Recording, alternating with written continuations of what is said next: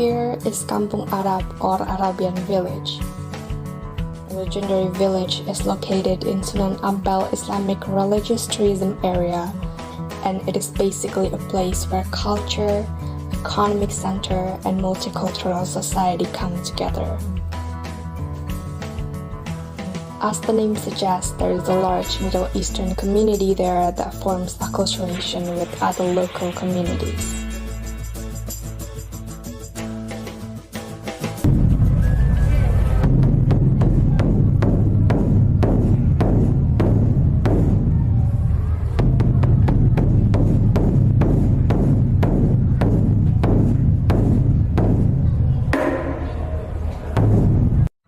The area is always alive since many Muslims visit Sunan Ampel Mosque.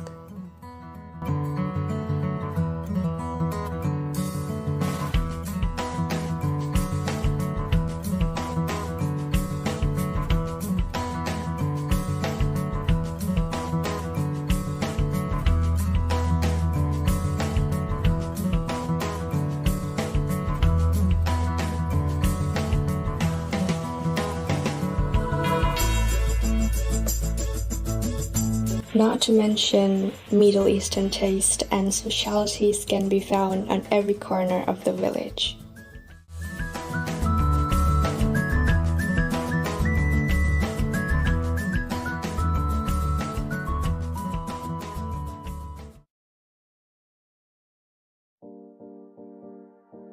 Then there's Kampung Maspati or the old village of Maspati.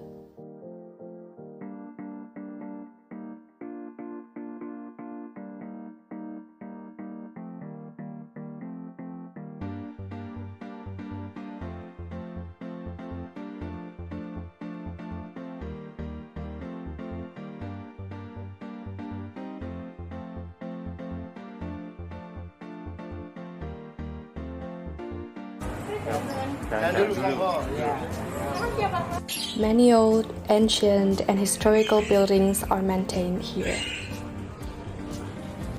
Among them is the 907 house, which plays a vital role in Indonesia's independence.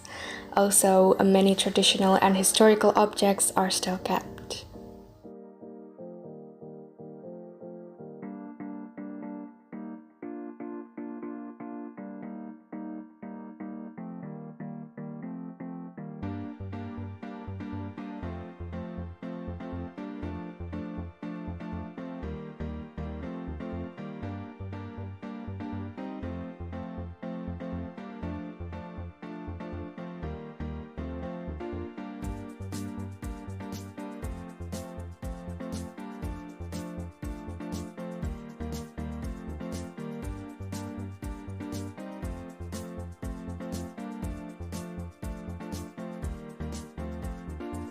The village is filled with colorful paintings and murals.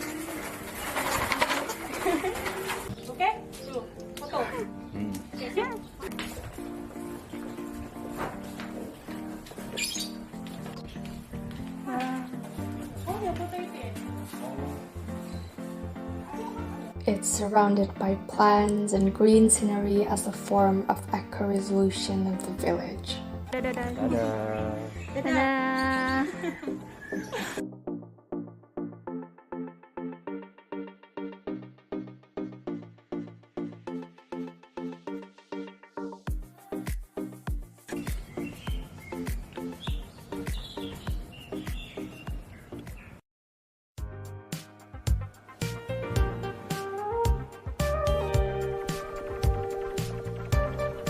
And here's Kapasan Chinatown Tourism, or we call it Pecinan Village. Chinese cultures are served in various forms, that is through buildings and architecture, decorations and statues,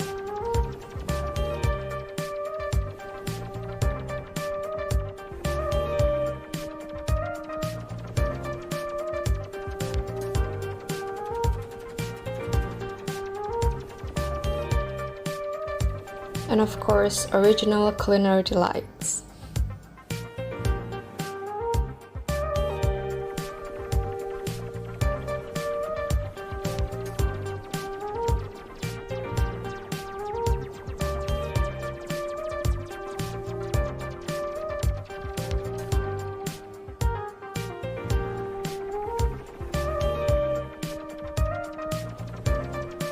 It's preserved by Chinese communities who lived there for generations.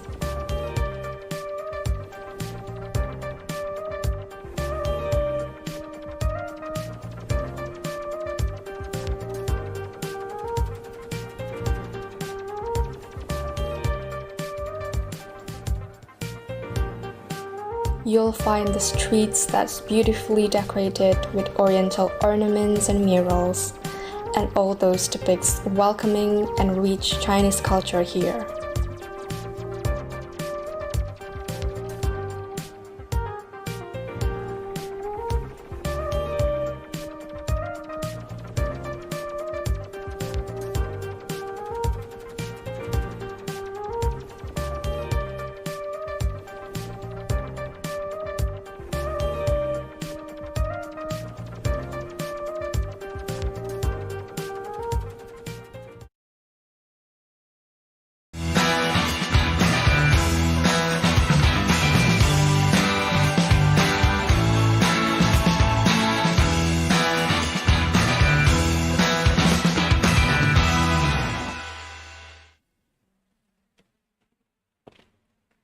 Recording in progress.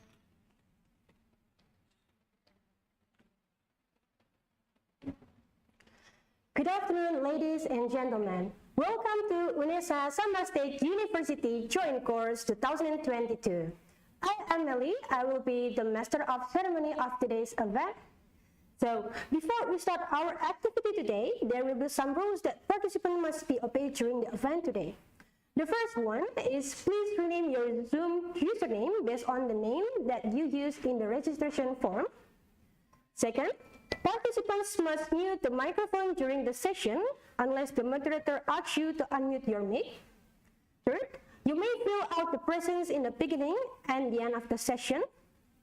Fourth, you may ask questions in the Q&A sessions later through chat box or raise hand feature. From the rules above, is there any questions? Okay, as there is no question, let's continue our agenda. Before we continue the next agenda, I'd like you to see the video recap of yesterday's activity.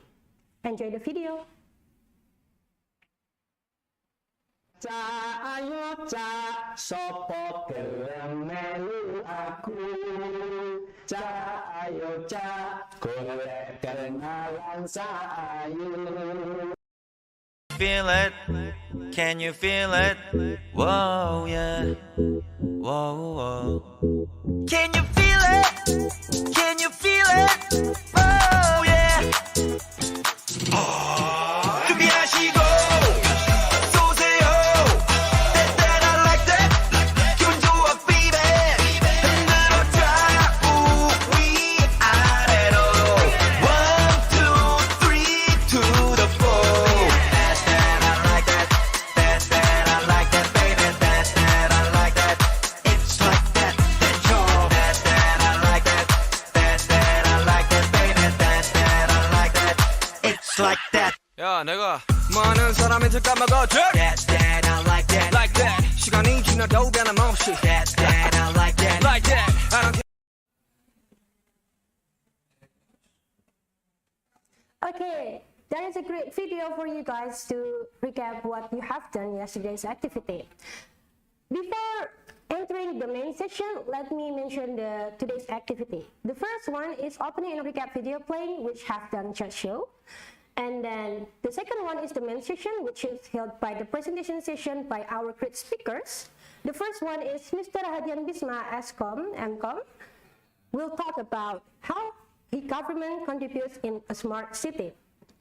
And then the second one is Mr. Purwo Maharti, ST and SC, who will talk about intelligent transport system for smart city.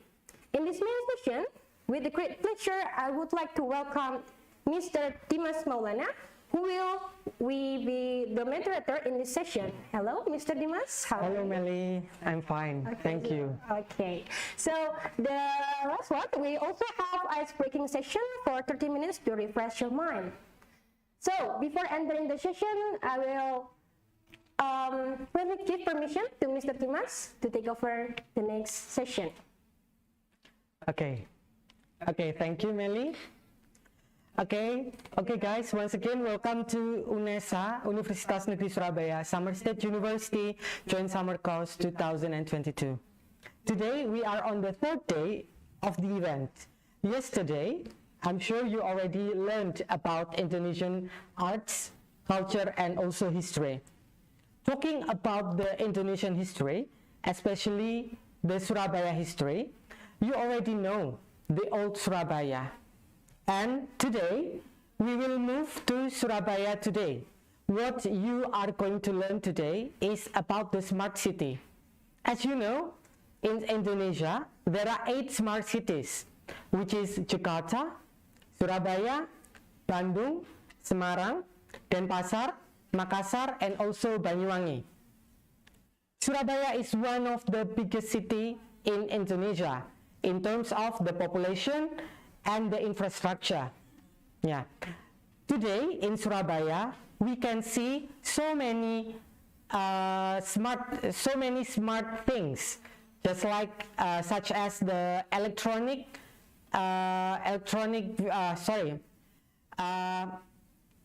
the ATLE or electronic tax. Okay, sorry. The electronic system in the traffic. Okay, so today we are going to learn about the smart city. The first speaker will serve you the smart government will be delivered. For the first speaker is Bapak Rahadian Bisma, Eskom Mkom. And also we have the second speaker who will talk about the smart transportation in Surabaya. So, I will invite Pak Bisma to join me in the forum. Hello, Pak Bisma. Okay. Hello, sir. How are you today? Okay. So, let me tell you about the Bapak Rahadian Bisma CV.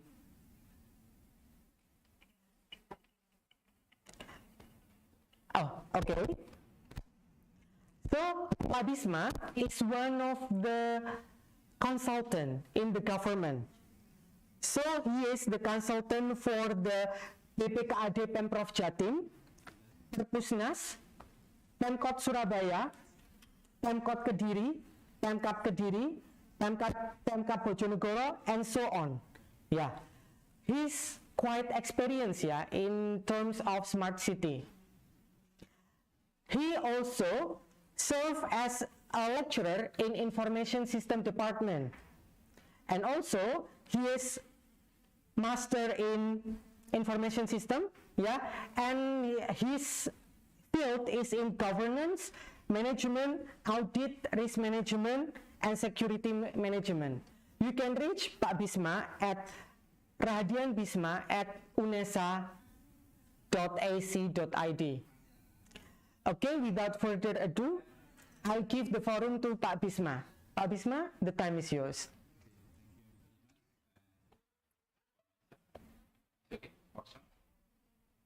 Okay, thank you. Good morning, ladies and gentlemen. Thank you. Okay, sorry. Okay, thank you for inviting me in this summer camp. Join summer course, Okay. Pak Bisma. Okay, today a government system in Indonesia. We specific in smart city and specific in a government. So maybe we can start our slide. Yeah, Okay, thank you. please.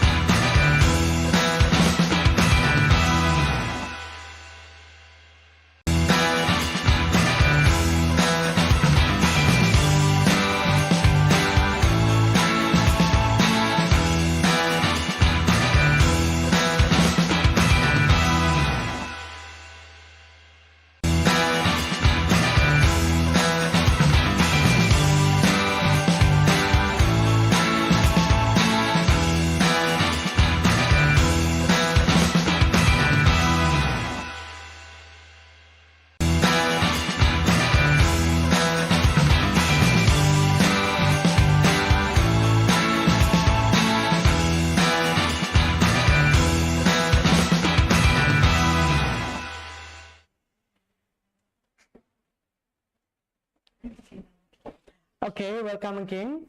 Sorry for the technical issues. So, our first speaker is Mr. Rahadian Bisma, MCom, Master of Computer, ITIL, COBIT, CLAISO, and CEH. Yeah, as you can see on your screen, so many certification from Pak Bisma. I believe Pak Bisma will tell you about what ITIL is and so on. Also, as I mentioned before, he is consultant of some government in Regency, if I may say, throughout Indonesia, not only in East Java. And also, he's quite experienced in the field of e-government. Okay, so without further ado, I pass the forum to Pak Bisma. Hello, Pak Bisma, how are you? Hello, Mr. Dimas. Thank you. Okay. I'm sorry, can you hear our voices? Can we check the sounds? Okay, thank you. Thank you. Pak Bisma, please. Okay, thank The time you. is yours. Good morning. Good afternoon. How are you today? Now, okay. Today we will talk about smart city, especially about e-government or smart government in smart city. So maybe you can see the screen about with my slide. Okay, this slide you can see about the mega trend in the world about smart city. So in this trend, maybe we need a connectivity and convergence about the city, and we need urbanization, social trend, and etc. So maybe next we can see about mega trend, another mega trend in smart city. Yes, you can now you can maybe I can see about the screen. So you can see future mobility. Now we can about Tesla or Hyundai. Maybe Hyundai we have electrical car, and we need in some future smart in the new green, new business model, and etc. about smart city. Maybe next we will discuss about smart city in the world. When Pak Dimas say about smart city in Indonesia, we know about Banyuwangi, Surabaya, Jakarta, but it's not about smart city in Indonesia. Not all city in Indonesia was smart, but in the world we know about Songdo, about Melbourne, London, Singapore, and New York, and many more about city that can be say about smart in the world. But before we talk about smart city, first maybe next slide. Before we discuss about smart city, we need to know about definition of smart. Smart is energetic or quick in movement, capability of making adjustment that resemble resulting from human decision. The ability of someone or something to respond quickly, accurate, and anticipately.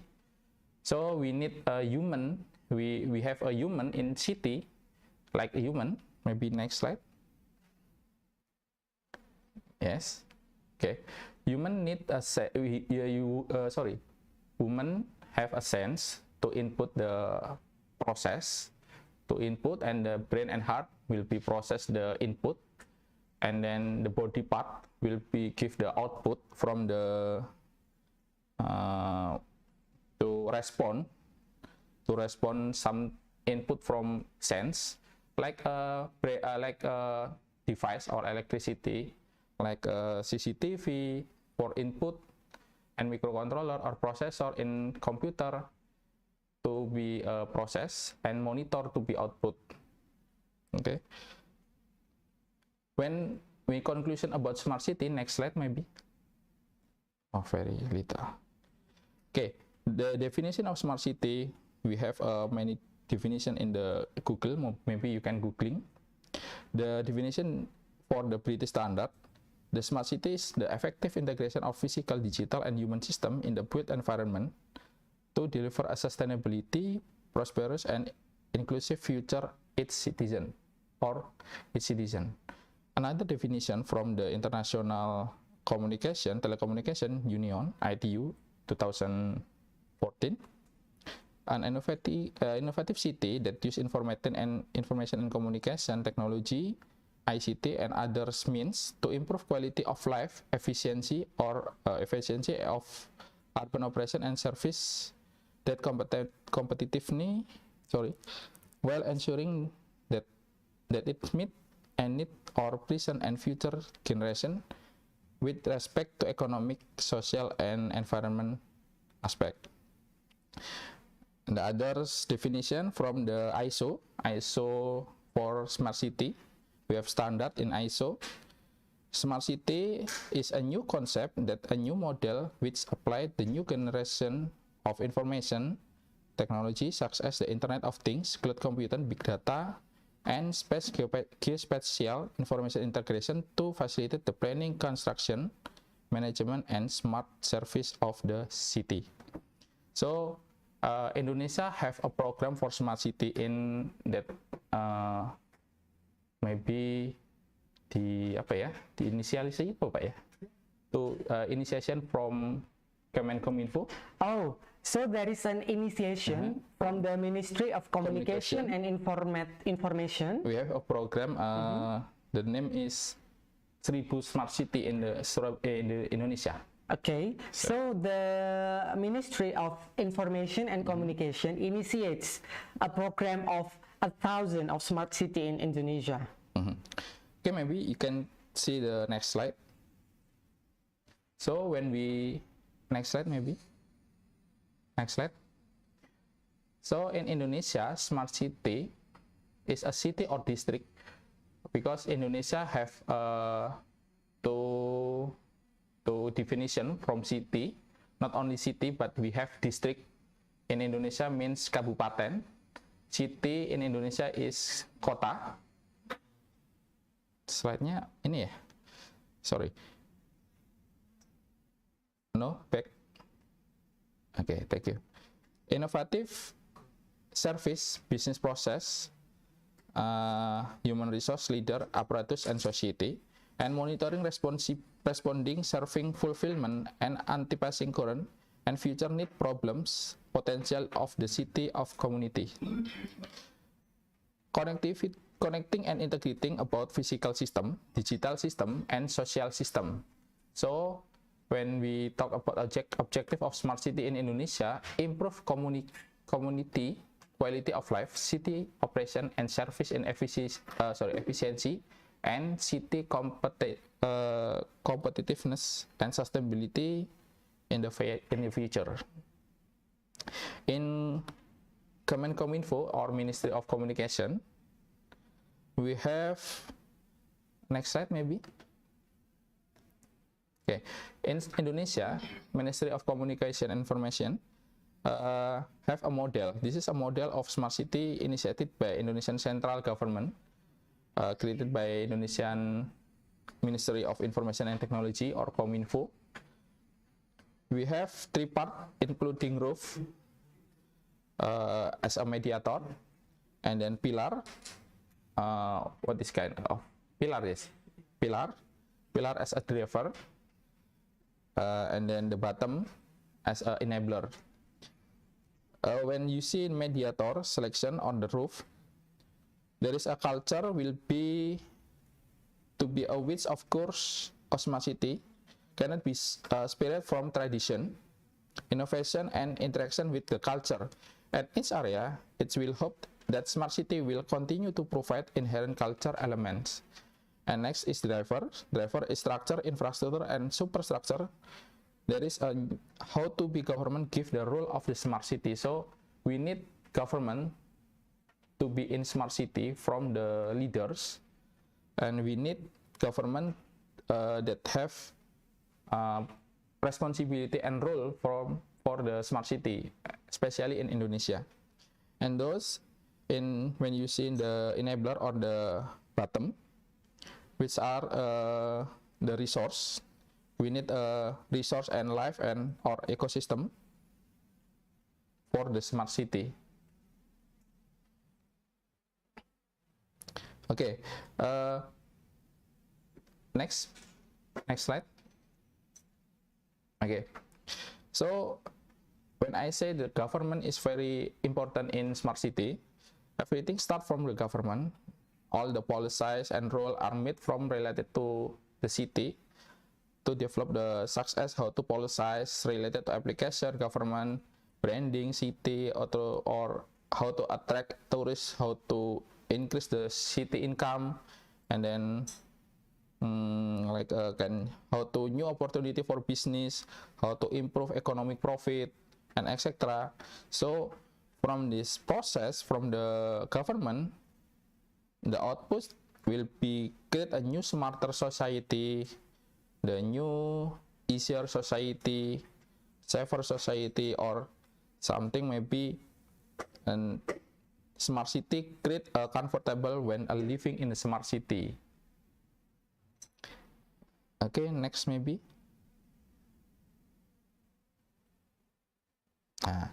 This is when we adopt the smart city. In smart city have a standard, in international standard about electricity. Maybe you can use AAA SA. This is a standard to help enable smart city technology for humanity. Very kind of standard like intelligent transportation, 5G maybe for communication, or smart grid, e-health, cybersecurity, e-governance, Internet of Things, smart home, learning or technology. All the standard can adopt for smart city. Next maybe. Okay, smart city have 6 elements. One is smart governance, second is smart branding, third is smart economy, smart living, 5 is smart society, and 6 is smart environment. Now we will talk about smart government. About smart living, maybe we'll discuss with Mr. Purwo about intelligent transportation. So now maybe we can discuss all about smart city, but not into deep.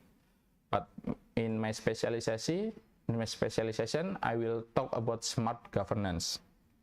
In Indonesia, smart governance, we in Kemenpan in English, Ministry of Reformation. Civil servant and reformation bureaucracy. Yeah, and the reformation of the bureaucracy. Okay, bureaucracy. We have that have SPBA. SPBA means sistem pemerintah berbasis elektronik, or e-government in English. Okay, in e-government have a many management that need to be adopted for government citizen. Government to create a new model from a government. Maybe we can. I not read in slide. So in SPBA we have a many management, like a management for service, management for security, management of risk, management knowledge, management knowledge, risk. I forget to management. I repeat. Management resiko, management risk management, security management, knowledge management. I will Google first. I forget the some SPBA. Maybe you can find in Google about SPBA in Indonesia.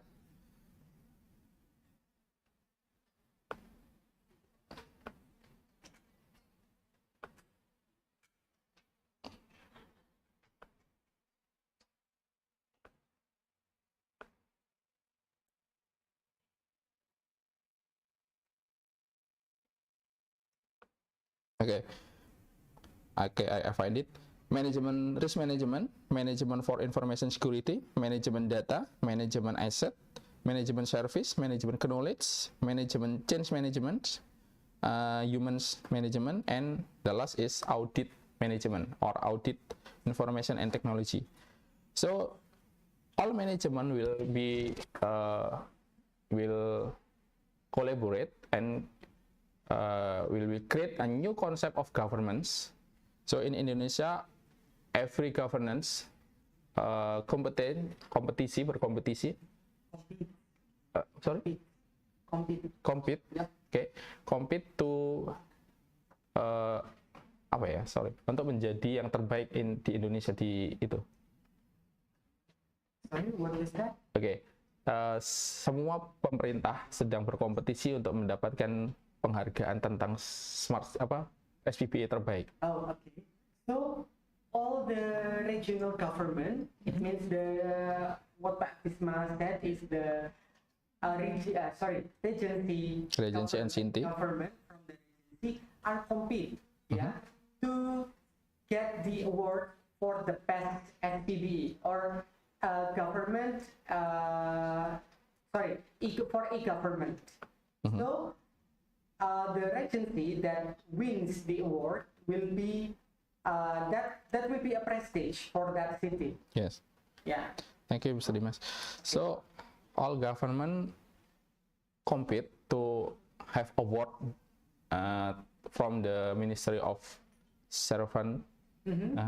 So when the government wins, maybe we have additional income for the city or district. So the district or the city can improve the quality of life from the citizen.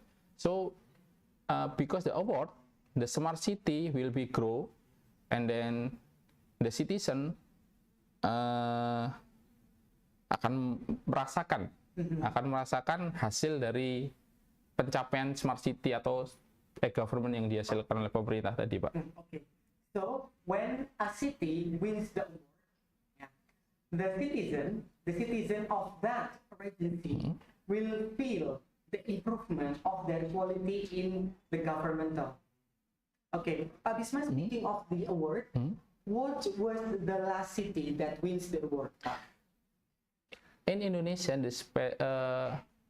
not like only university have a number one. Indonesia have award the smart city or SPBA award. Maybe in Indonesia ya.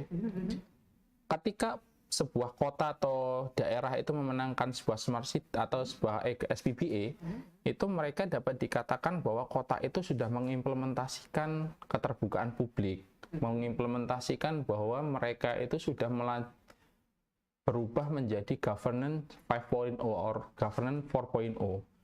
Because sekarang saat ini pemerintahan yang ada di Indonesia itu merasa mereka masih posisi di 1.0. Dengan adanya SPBA mereka berusaha untuk melakukan transformasi menjadi 4.0 atau 5.0.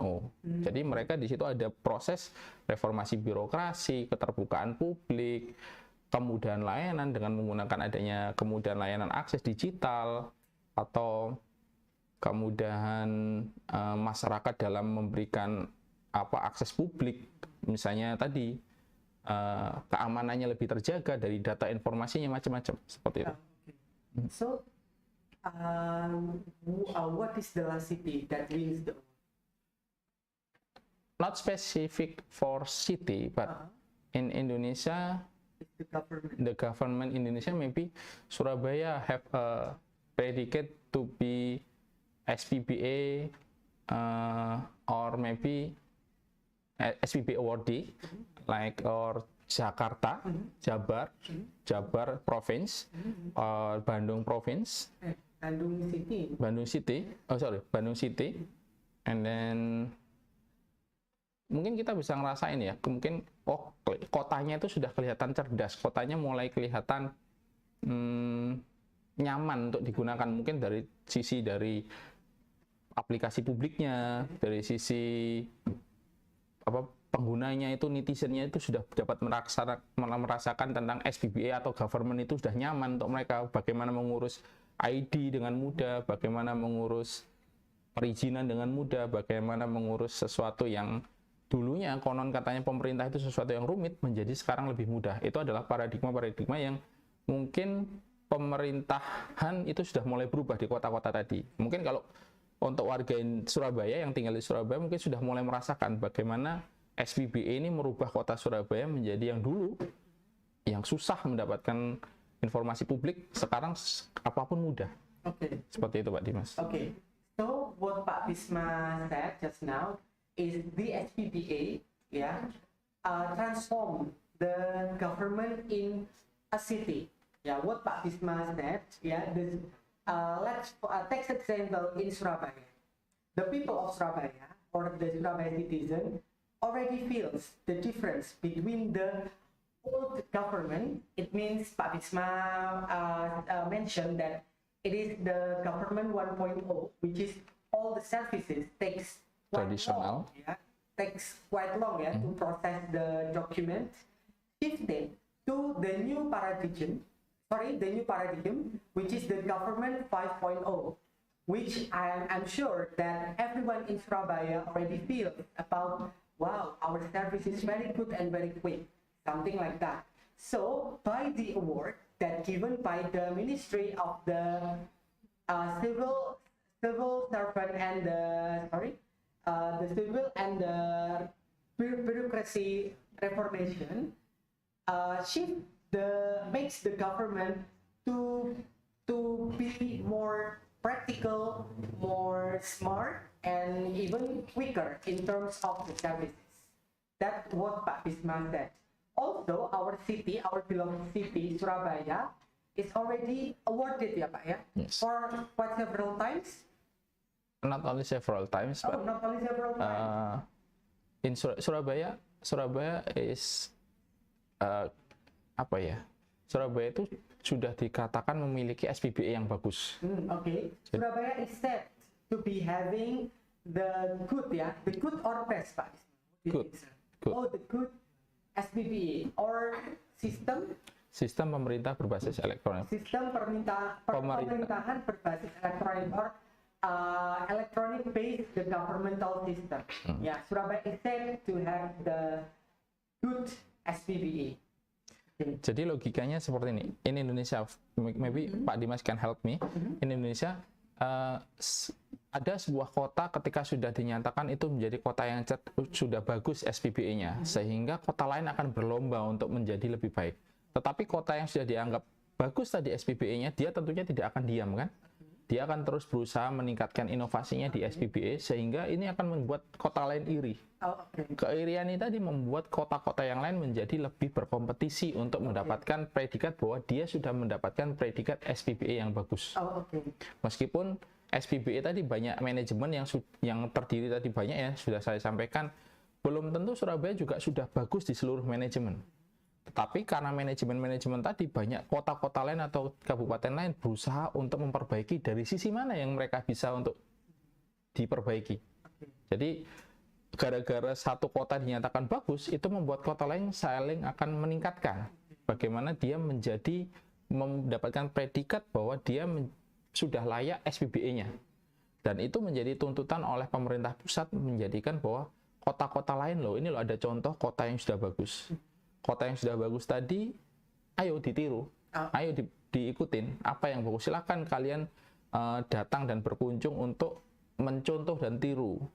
Nah, tentu saja kota yang sudah dicontoh dan tiru, dia nggak mau diam saja, sudah dicontoh. Tetapi dia akan berlomba untuk meningkatkan pelayanannya, meningkatkan inovasinya, meningkatkan yang lain. Seperti itu Pak Dim.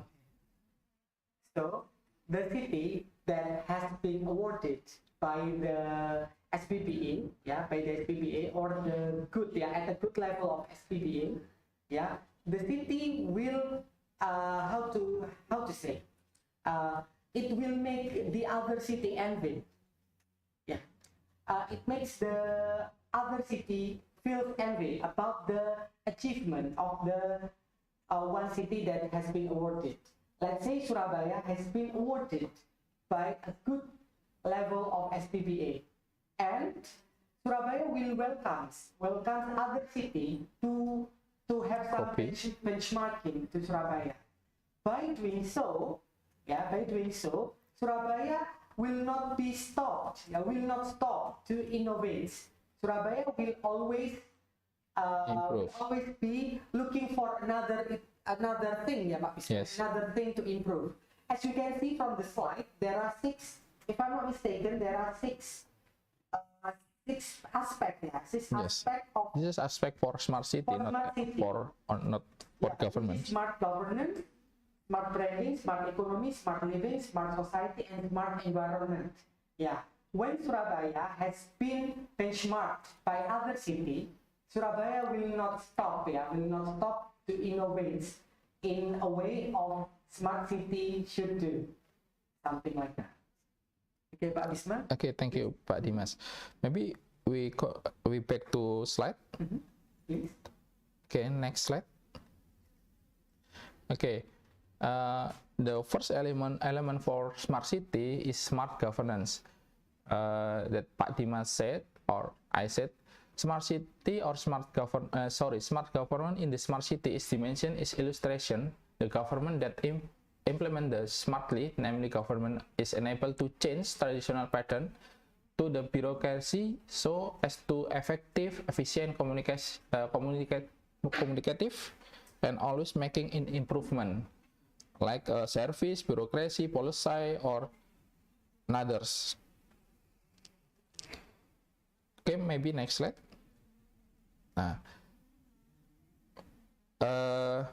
As I explained above, smart city need a big support from a government, to make it real.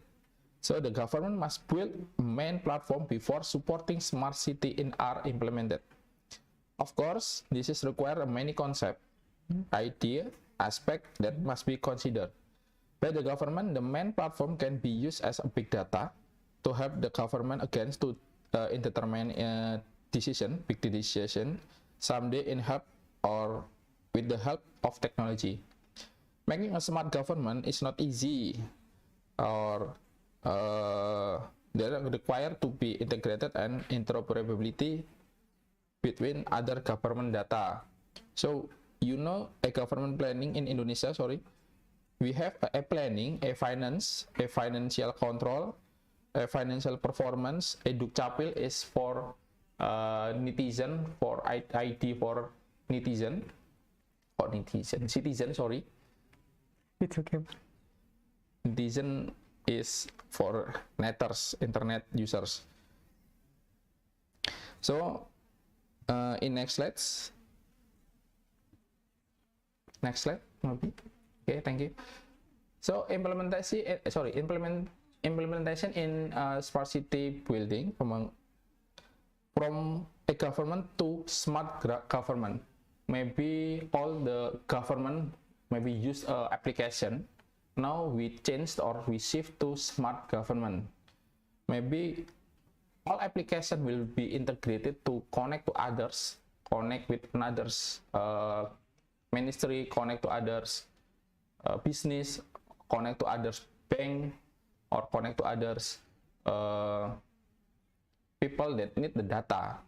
So this is first from government to smart government, and the second is from conventional command to smart command. Maybe from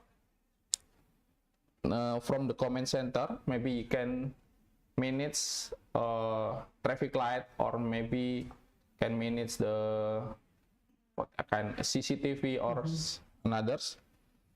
And the third is convenient economy to digital economy, like a smart commerce, a wallet, a implement for a money, a something, etc. Smart campus, maybe we do not need money for paying nothing, for paying others. We just need a card to pay something. This is implement for convenient economy to digital economy. Okay. Next slide, maybe. Oh, very. Okay. This is a public service. Sorry, the slide maybe not in English. I can see the slide. Sorry. Okay, administrative service to the public is produced including citizen status, business status, certification of completeness, ownership or control over goods. From this product are official documents like in SSU. SSU is a certificate from government to the business can be operate. So official document, road permit, business permit, or etc. In case the provision, infrastructure, and monitoring provision of basic needs the community, example is non-basic or commodity or sembako, Indonesia, clean water, and others. In increasing provision of infrastructure and monitoring the provision of basic service need to for the community, such as telephone, network, electricity, internet, and others. Maybe next, efficient and bureaucratic management. Next slide. Bureaucratic government oriented to fairness, accountability, and openness or transparency. For example, in Indonesia, we implement a planning system, a budgeting system, a MONIF, and others. So the citizen can to find what in Indonesia maybe apa yang akan dianggarkan di daerah saya, apa yang akan dibuat oleh pemerintah untuk daerah saya. Jadi masyarakat akan tahu apa sih yang sudah atau yang akan dilakukan oleh masyarakat saya, oleh pemerintah saya. That's for the economics, yeah. Yes. So the economics governance, yeah, the efficient bureaucratic management, yeah. What Pak Bisma just said is the district or the region, the citizen of that region knows what the government has been budgeting. Yeah, it is. The information is open, yeah, Pak. Yes, open, yes, sir, open yeah. data and open information. So everyone knows, yeah, the budget of their beloved city. Okay.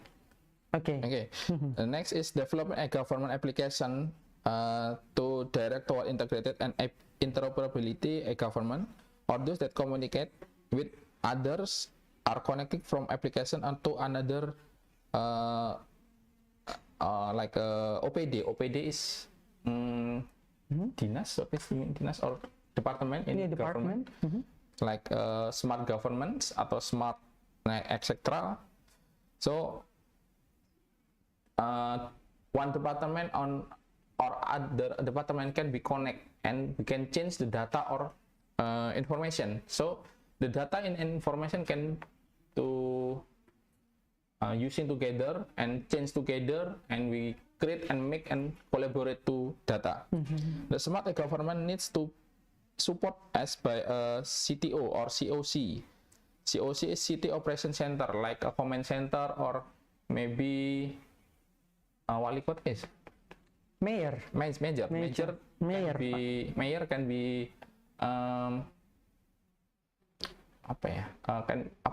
bisa menyatakan bahwa dia bisa langsung kontrol. The mayor can control, langsung has the direct control, from the office to the all department. Oh, okay. So wali kota bisa langsung melihat atau bisa langsung menyuruh melakukan perintah terhadap data yang langsung tersuplai oleh dari dinas-dinas, langsung masuk ke layar yang ada di mejernya dari wali kotanya, sehingga dinas itu bisa langsung beraksi gitu. Okay. So by doing so, yeah, the mayor has a full control for everything, yeah, for everything.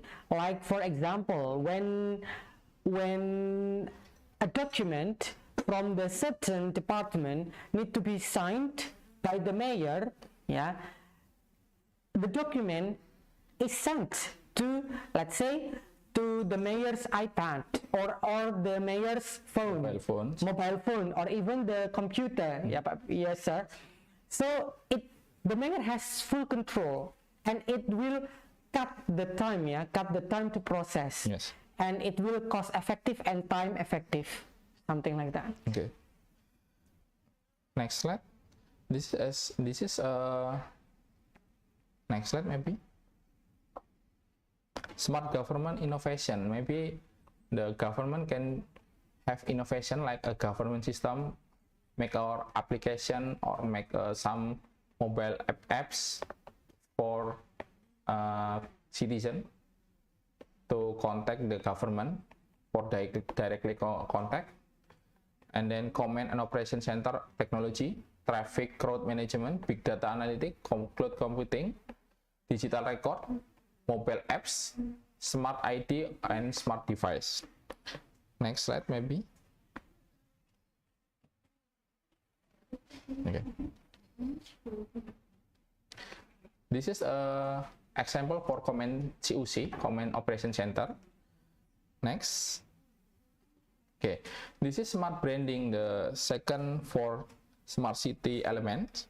Smart branding is innovation in marketing the region so that can increase regional competitive by developing three elements, namely tourism, business, and face of the city. Okay, next maybe we move to smart economic. Next. Next. Next. Yes, next. Okay, this is third smart city element. This is a smart economic. In smart economic, in smart city is intended to create an economic ecosystem in region that is able to meet the challenges in the extractive information age and demand, a fast level adaptation of as it's today. So this in smart economy, we need collaborated from industry, transaction, and welfare. We need to next maybe. Next, this is innovation for smart electronic. This is maybe applicability for implementation for smart economic to electronic money and mobile payment. In Indonesia, we have many mobile payment on payment method for implement smart city. Next, in Indonesia, maybe use QR code for transaction when we to buy bakso or something. Maybe you can use QR code to pay, or maybe in warung, small kiosk for small restaurant. Maybe we can use QR code to pay. Next. Okay. Next is smart living. Smart living is harmony, health, and mobility is a dimension in smart city to ensure appropriateness of the standard of living in the people. The feasibility of the standard is living can be assessed from the three elements, namely the feasibility of lifestyle, the feasibility of quality of health, the feasibility of the transportation in support in mobility mobility people and good in smart city system. Maybe Mr. Purwo will explain more about smart living for intelligent transportation. Next is smart living innovation. City can improve health provider, security provider, transportation, people mobility, logistic company, or etc. Next, this is an example for smart living in Surabaya. Especially, we have a monitoring room or command center. In command center, petugas, the officer can monitor all traffic, all incident, all CCTV in the lalu lintas, traffic, and we have 112 for emergency service. The citizen in Surabaya can call 112. Maybe we have incident. Now in direct access to command center, and the officer will be send the emergency officer to the caller. Next is smart society. Smart society is a part of smart city in dimension that talks about human are main element in city. In smart city, interaction between people has moved toward socio-technical ecosystem that physical virtual dimension of the life of the city resident are increasing interview. Interaction between citizens is made stronger and more seamless with technology mediation. So we have community learning and how to secure the society. Next is, this is a smart city innovation about smart education, ubiquitous learning, and etc. The next is smart environment. Smart environment is smart city is smart environment managed, and that is means by smart is attend to environment in city development that is agreed as the attention given to the development physical infrastructure as well as development of the facility and infrastructure or for residents. Next, this is innovation for smart environment. Maybe waste management, waste treatment and management, new and renewable technologies, green and low power technology, smart energy management, and traffic management. Next, this is a example for integrated waste management. It will direct comment from COC. So we have a monitoring all the environment in the city. So we can maybe like a bank sampah or waste surveillance system or etc. Maybe I think it's enough for my slide. Okay. So everyone, Pak Bisma has just explained what smart city is. So as you can learn from his slide, that he mentioned there are 6 dimensions or 6 aspects of smart city. There are, wait a sec. The 6 aspects are smart governance, smart branding, smart economy, smart living, smart society, and smart environment. So here in Surabaya, what I can tell you is we have command center in Surabaya. We choose the 112 as our emergency number in Surabaya. If you need some help, like the fire, if in case any fire, we called 112, and then the command center will send a fire brigade to the caller, just Pak Bisma said before. And also when somebody is sick, and need accident in the street, you can call 112 and then some help will be sent over to you. Maybe we can have some photo of command center. Please help to.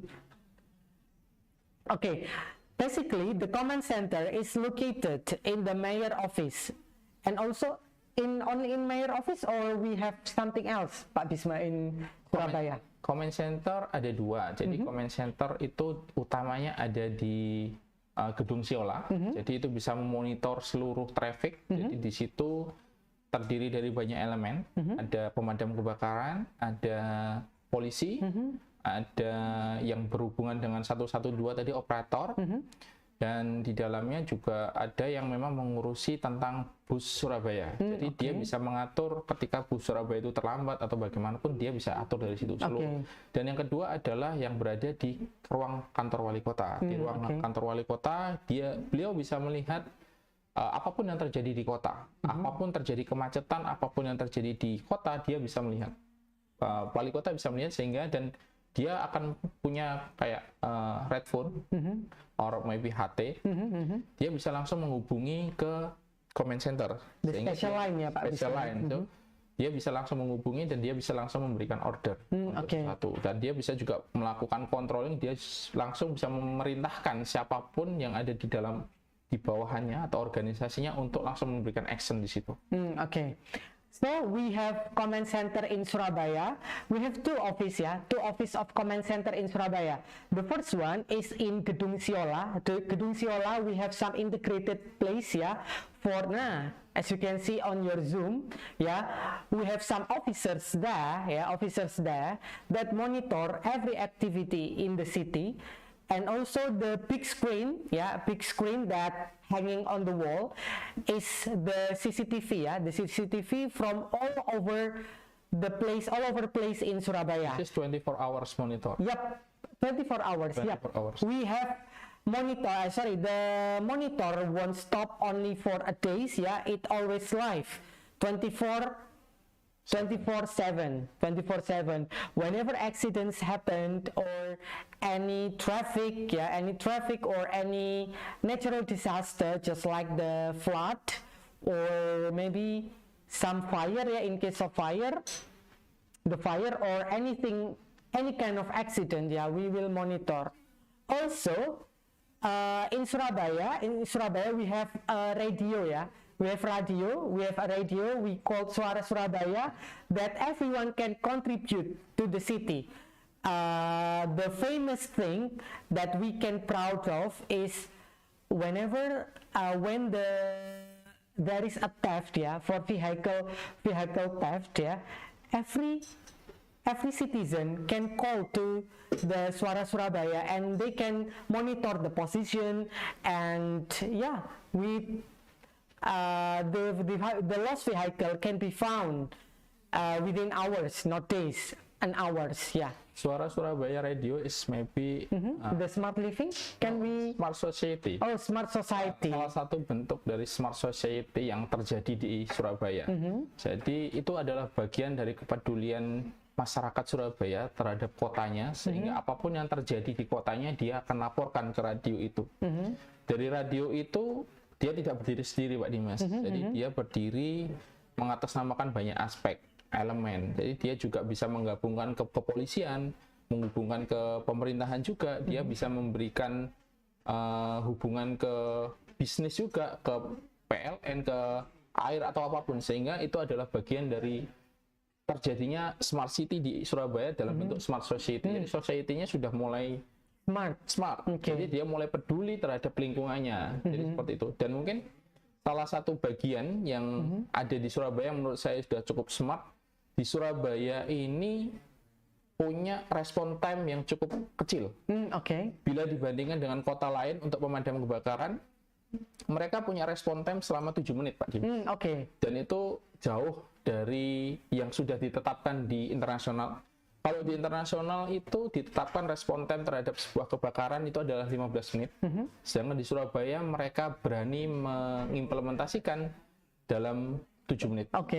Kenapa kok berani 7 menit? Karena mereka sudah menyebarkan seluruh mobil pemadam kebakaran dan di Surabaya mungkin pos pemadam kebakaran terbesar atau terbanyak di Indonesia.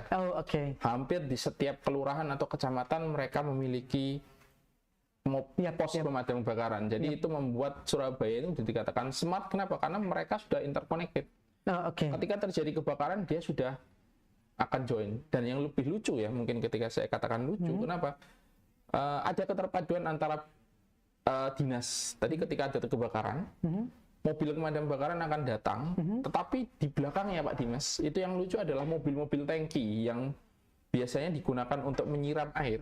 Untuk menyiram air, di situ mereka akan membantu dalam mensuplai air, sehingga mobil pemadam kebakaran tidak harus pergi lagi untuk mengambil air. Seluruh suplai airnya akan didatangkan oleh mobil tangki. Kemudian di belakangnya lagi, urutan berikutnya adalah mobil PMI. Mobil PMI itu nanti akan bertugas memberikan pertolongan. Berikutnya lagi, barisan belakangnya adalah mobil dinas sosial. Mobil dinas sosial ngapain? Mereka akan langsung memberikan bantuan makanan atau apapun yang dibutuhkan korban. Berikutnya lagi apa? Yang berikutnya lagi adalah Linmas.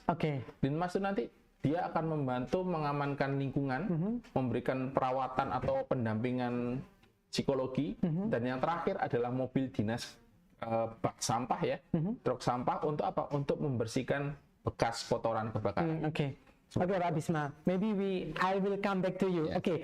First, Pak Bisma mentioned that the society in Surabaya is already smart, ya Pak Bisma, Yes. ya. It can be proved from the existence of the Suara Surabaya radio. Yeah, the Suara Surabaya radio. In that radio, everyone can contribute. Yeah, everyone can contribute to anything. For example, for instance, me. While driving to the campus, maybe I found some traffic.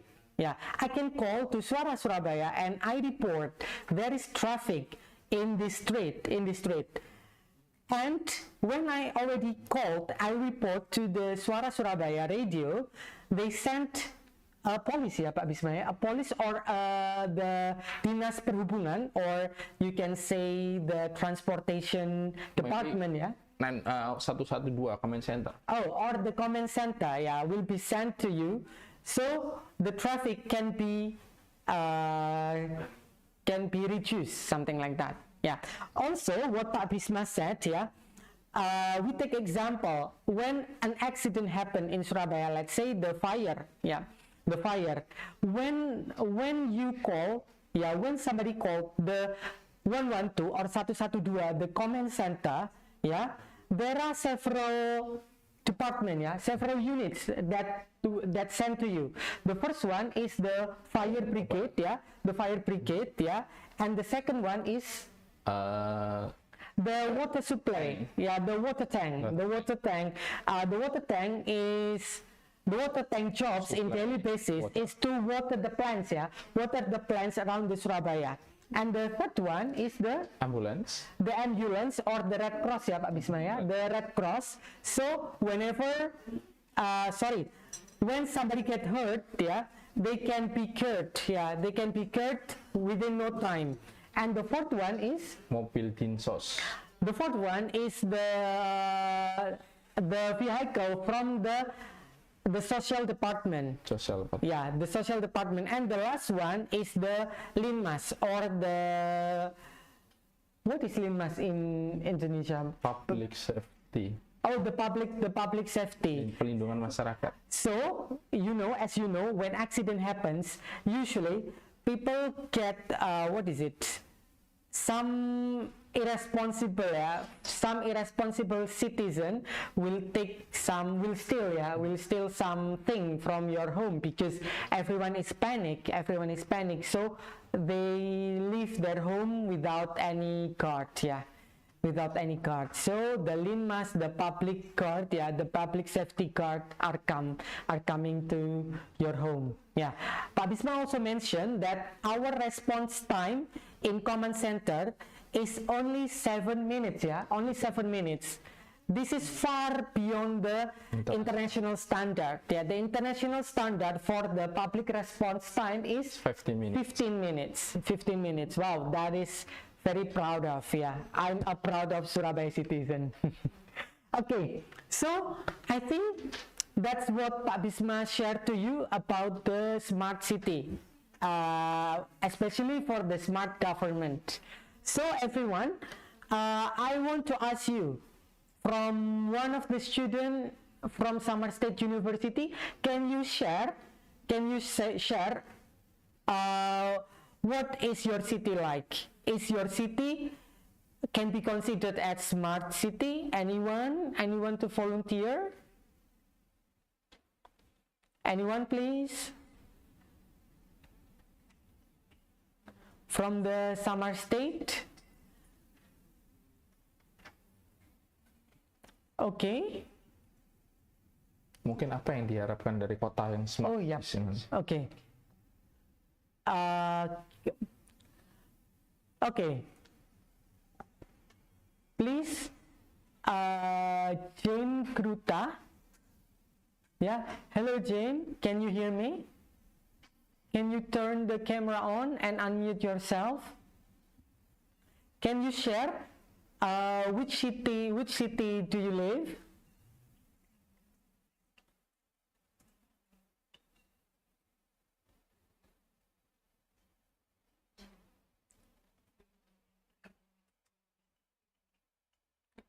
Okay, maybe the other.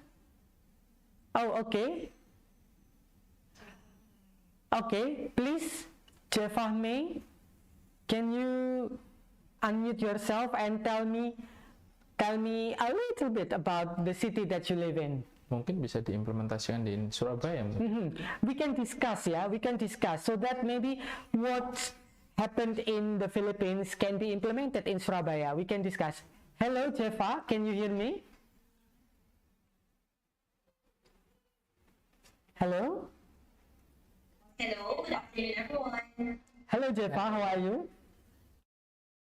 I'm good.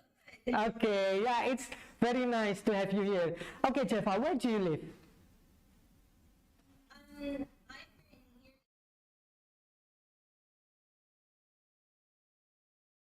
Okay, is it far from the Manila, from the capital city? Yes, and Oh, it's driving, one day driving, or what? One day driving? one day Oh, okay. Oh, so Jeffa, can you tell me about the Catalanga city, please? How is it like?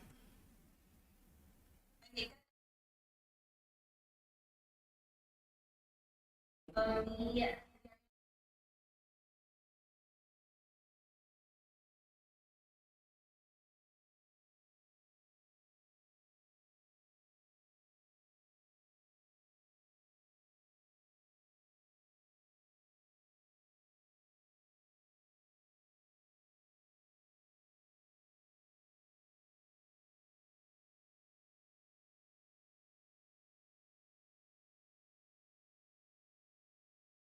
Public health. Okay. From the six aspect of the smart city, which one that you can tell us what is implemented in Katbalangan city? That's the people. Oh, the society. Yeah. Yeah, okay. What can you tell us about the society in Katbalangan city? During the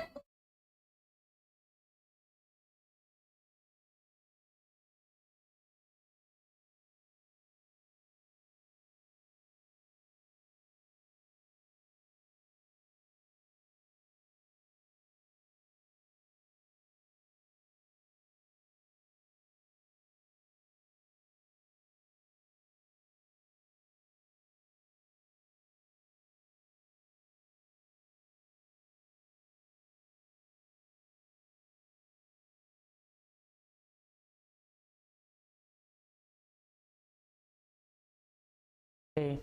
Okay, so what you can share to us about your city is the smart society, right? Okay, we will see how beautiful your city is tomorrow, because tomorrow there will be a lecture about the Philippines attraction, if I'm not mistaken. Yeah, we will see how beautiful your city is. Okay, thank you, Jeva. Have a good day. Okay, so maybe one of the students from Indonesia can share, who live outside Surabaya, maybe? Anyone wants to share, please?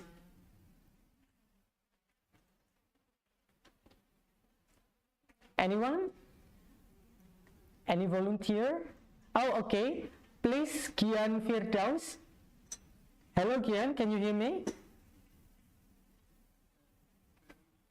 Hello? Hello, you all right? I mean, how are you? Okay. Which one? Sorry, in which city do you live? Oh, in Jombang. Okay. Can you tell me a little bit? Not just me actually. Can you tell us about Jombang?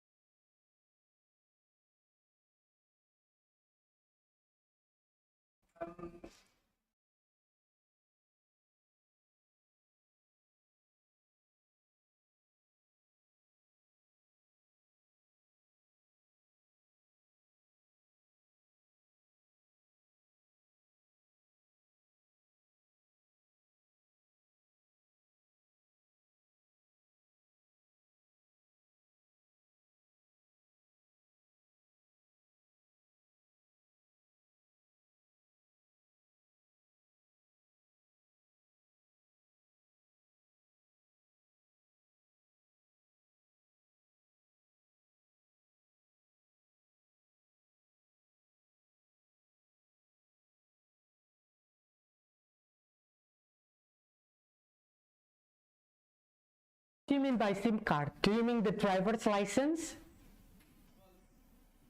Yeah? The SIM card as in the driver's license, not the phone one? No, maybe Oh, okay. ID card to pay. Okay, ID card and also the driver's license, yeah? Okay, okay. Anything to add, Gian?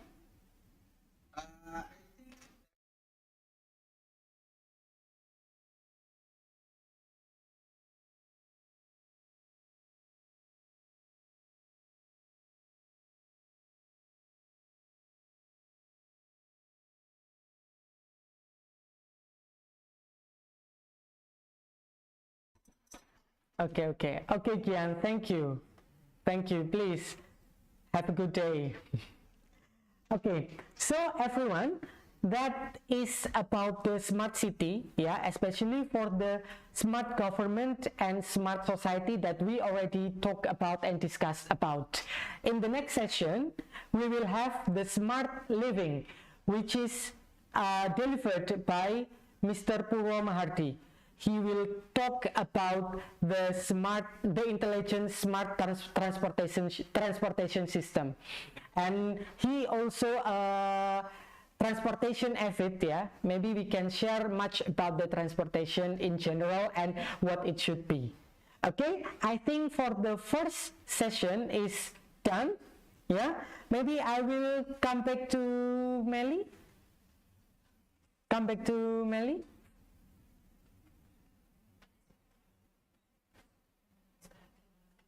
Okay.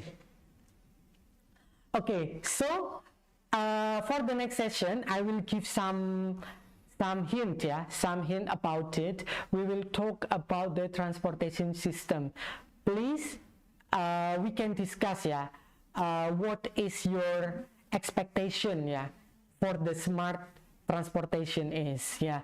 Maybe in Surabaya that I can share, yeah, I personally can share that the transportation system in Surabaya is getting better day by day, yeah, compared to what I experienced in maybe several years later. Several years ago. Maybe just for 10 years it changed drastically.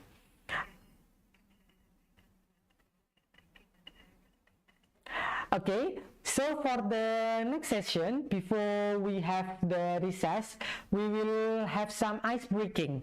So you will have ice breaking in several minutes. Okay, I will get back to you. See you then.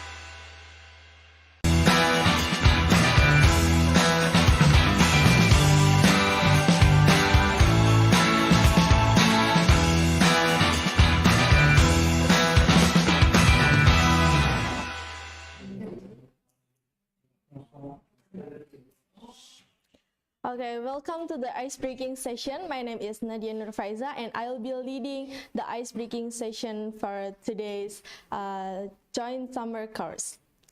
First, I'm going to introduce you about the name of the games. House could you please share the screen about the name of the game?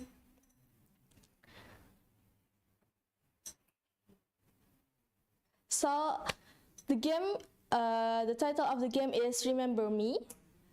Please remember the basic rule of this game. It is say the previous player's words before saying yours. Then how to play this game?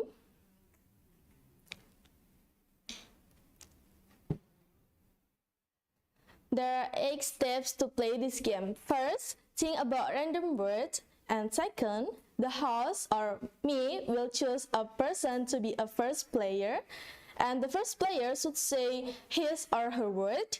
And then choose one of the audience to become the next player by calling his or her names.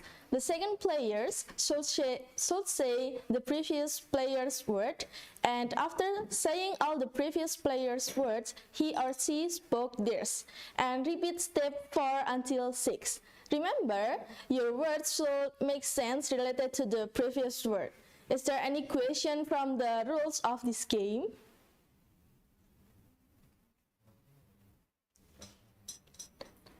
Dear participant, do you understand the game? Okay, now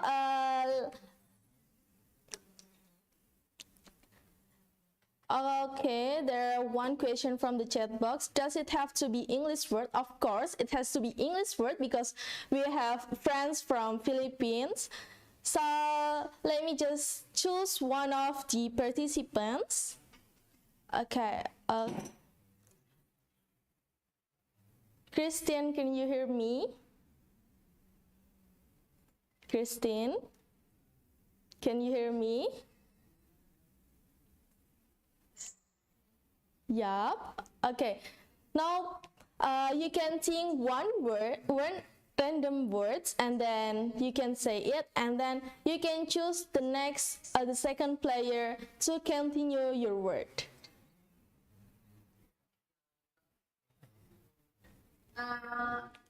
Random people.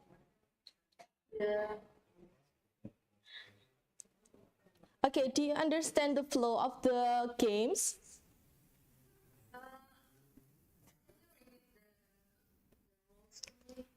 Okay, so now you can think one random word. It's up to you. You can say about things or fruits or people, mention everything, and then after that you can choose second participants to continue your word. So for example, if you said watermelon, and then you choose the next participants, and then the next participant will continue your word. For example, watermelon is, and then the next participant will continue about it. But remember, the word must be make sense with the previous word. Can you understand, Christine? Yes, understand. But who the next player? It's up to you. You can choose a random participant. Okay, yeah, but you need to think about one random word first. Have you think about one random word?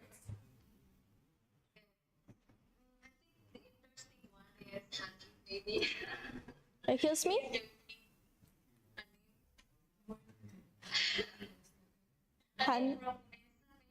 Oh, but you need to choose one random word first. Yeah? Okay. Choose the words. Then I give it to the random people. Yep, that's correct. My random word is rainbow. Rainbow, that's great. And then who will be the next participants? Hanif. Hanif, could you continue from rainbow? Okay, choose. Stefan. Rainbow is, and then you can continue. Rainbow is colorful. Okay, then you can choose the next player. Choose pink. Is it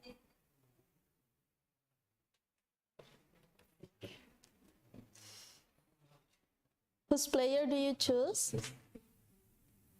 it's pink or FIK? Fig, are you there? Okay, you are there. Yes. Here.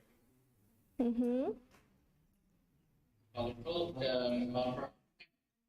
You need to mention from the very first random word. Do you still remember? Yes. Is colorful. Uh-huh.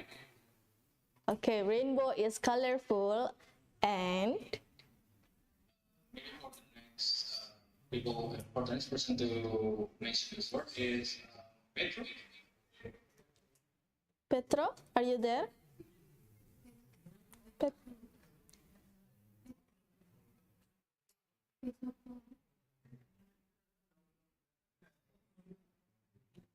Oh, Petro, you are not. Are you there or no? Could you please show your face, Pedro? Or you can choose others players maybe. Oh, okay then. All right. So.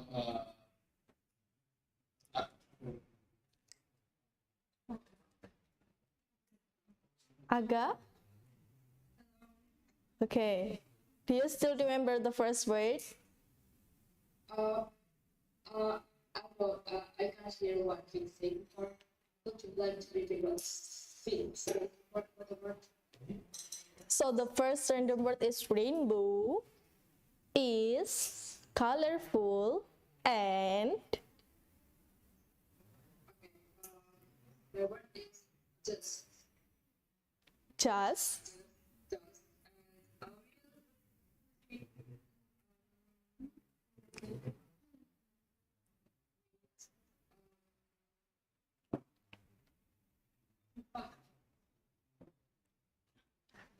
Afifa? Afifa, are you there? Okay. Okay, could you continue, Afifa? Rainbow is beautiful and just and just wonderful. And just wonderful. Okay, that's great.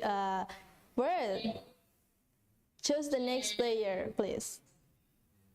Next player is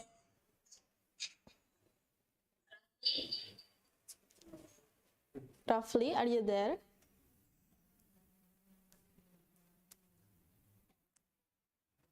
Roughly is not there. Okay, maybe you can choose others player.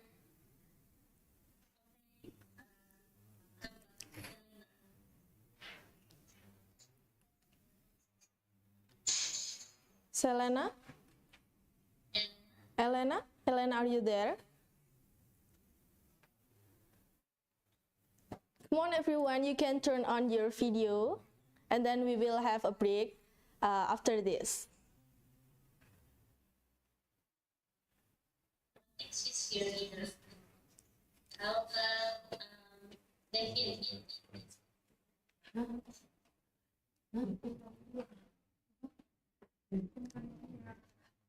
Oh, okay. I'm sorry, but Devin is now is one of our crew.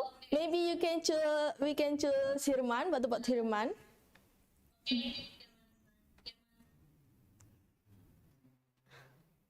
Hirman, are you there? Okay.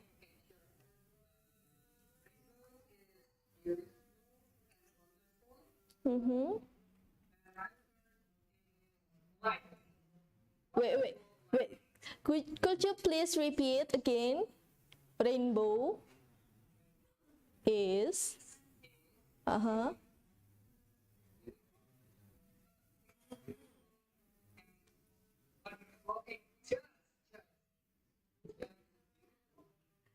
Rainbow is, are you sure? Rainbow is wonderful, are you sure?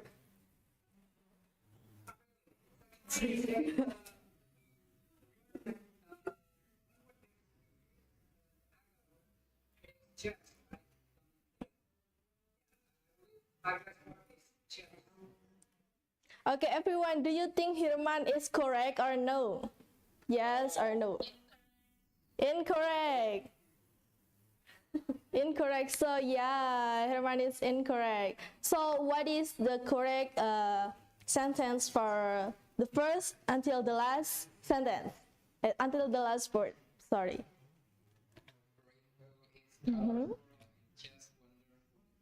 Okay, great. Thank you, honey, for your helping us to correct the word.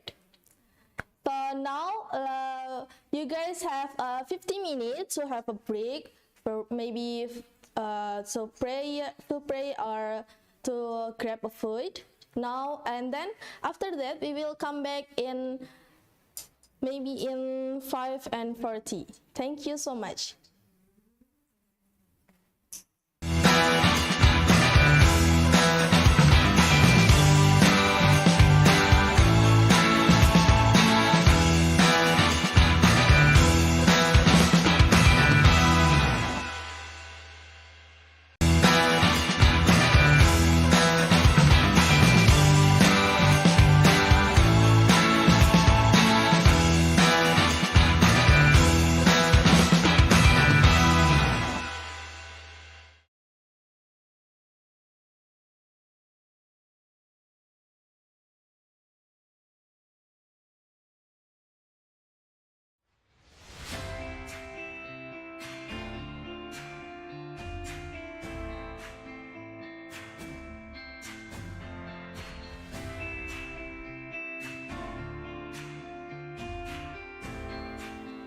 Bungkul Park was built right in the center of Surabaya city on an area of approximately 900 square meters. This park is in Bungkul village, and this village is no ordinary village. There once lived a highly respected public figure named Ki Ageng Supo. He is a descendant of Ki Gede or Ki Ageng from Majapahit, who lived around 14 until 1481. Ki Ageng Supo has a very big role in spreading Islam in East Java, especially Surabaya and its surroundings. Ki Ageng Supo later received the title Mbah Bungkul or Sunan Bungkul as an award for the good things he did. Because it is highly respected, even after he died, his grave is still often visited by local people or tourists from outside the city who want to make pilgrimage. The location of his tomb is behind Bungkul Park and has become one of the religious tourism destinations. Bungkul Park is located on Jalan Raya Darmo, Darmo Village, Wonokromo District, Surabaya City. The location is very strategic and can be accessed from anywhere. The atmosphere in this park is also beautiful and cool, so it is often visited by public and tourists. When you come to this place, there are several public facilities that you can enjoy. There are amphitheater used for music and art festival, jogging track, ready-to-drink water faucets, skate and BMX track, playground area, free Wi-Fi access, street vendor center, and advanced security. The popularity of Bungkul Park has been recognized internationally through the acquisition of the United Nations Award in the form of ASEAN 2013 Townscape Sector Award. The awarding was awarded by 4 world organizations, namely United Nations Habitat Regional Office for the Asia and the Pacific, Asia Habitat Society, Asia Townscape Design Society, and Fukuoka Asia Urban Research Centers. So, what are you waiting for? Let's come and visit Taman Bungkul.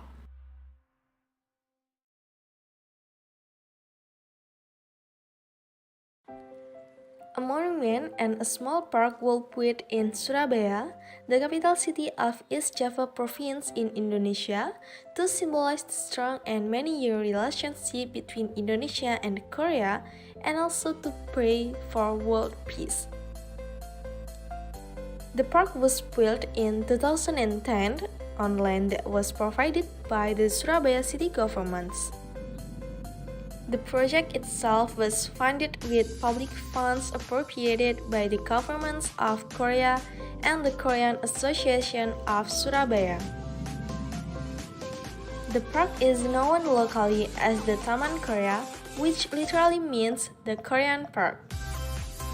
It's located in the center of Surabaya, and on Sunday, the park is packed with pedestrians relaxing during the city cars free day, as the park is equipped with rest area, a jogging track, and a beautiful garden. The design of the park and the constructions process were all done by the governments of Korea. In the center of the park, there is a monument with a Korean inscription in the middle. The inscription is literally translated as Peaceful Tower. Another inscription in Korean, English, and Bahasa Indonesia is placed on the left and the right side of the monument, together with picture of the Taeguki national flag and Merah Putih, the national flag of Indonesia. Surabaya is considered as the sister city of Busan, which is the second largest city in South Korea. Taman Korea Surabaya is located in Jalan Dr. Sutomo, Surabaya, East Java Province, Indonesia. The location of Taman Korea Surabaya was chosen because of the large number of bilateral cooperation in various fields.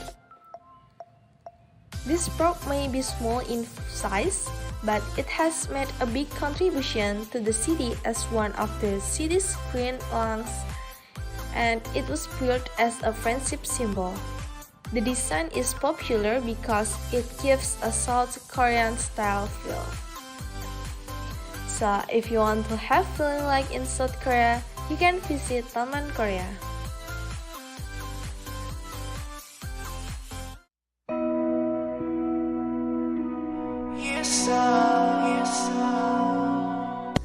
As one of the largest business centers in Indonesia, Surabaya has various kinds of markets and shopping centers.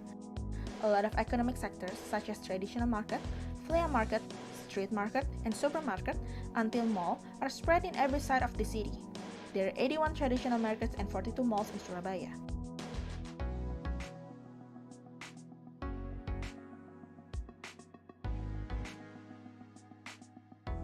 Many kinds of local until imported products and accessories, fashion, foods, daily needs, anything else can be easily found on those places. The first shopping destination you can visit is traditional market. Moreover, you can also bargain the price. Every traditional market have their uniqueness, especially in products they sell. For example is Ampel Market. It has been built in 14th century since the Arabian people come to Surabaya. In this market, all the products, especially Middle East products, are sold. For instance, dates, Mariam bread, Muslim clothing, etc.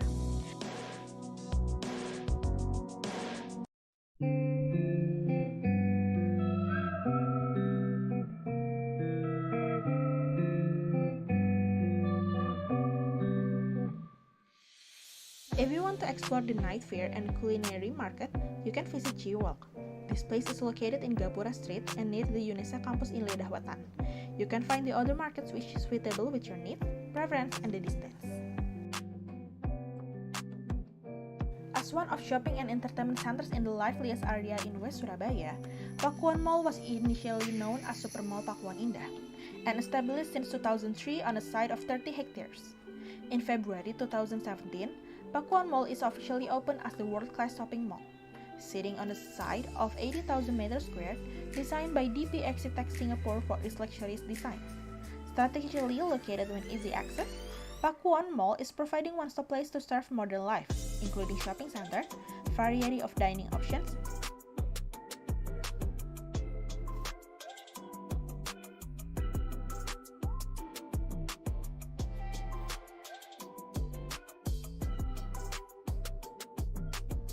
and entertainment for family.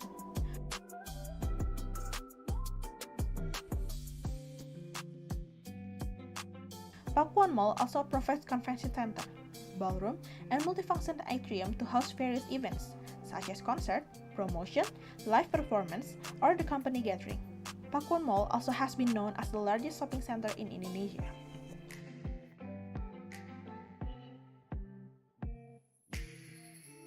Tunjungan Plaza or TP is a super block in Surabaya and is the second largest shopping center in Indonesia after Pakuan Mall.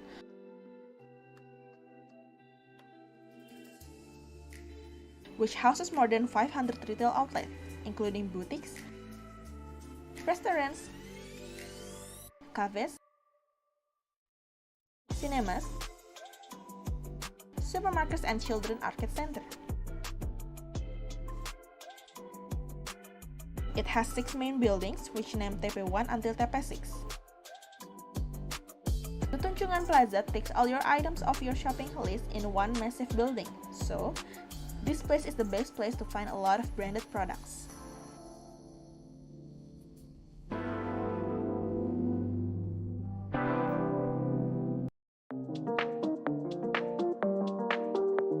Introducing Surabaya Culinary.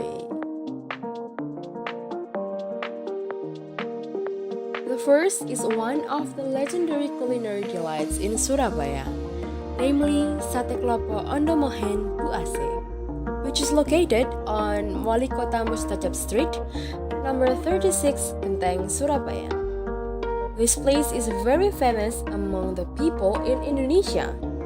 Many of artists in Indonesia have came to visit Sate Klopo in Surabaya. Sate Klopo in English is coconut satay.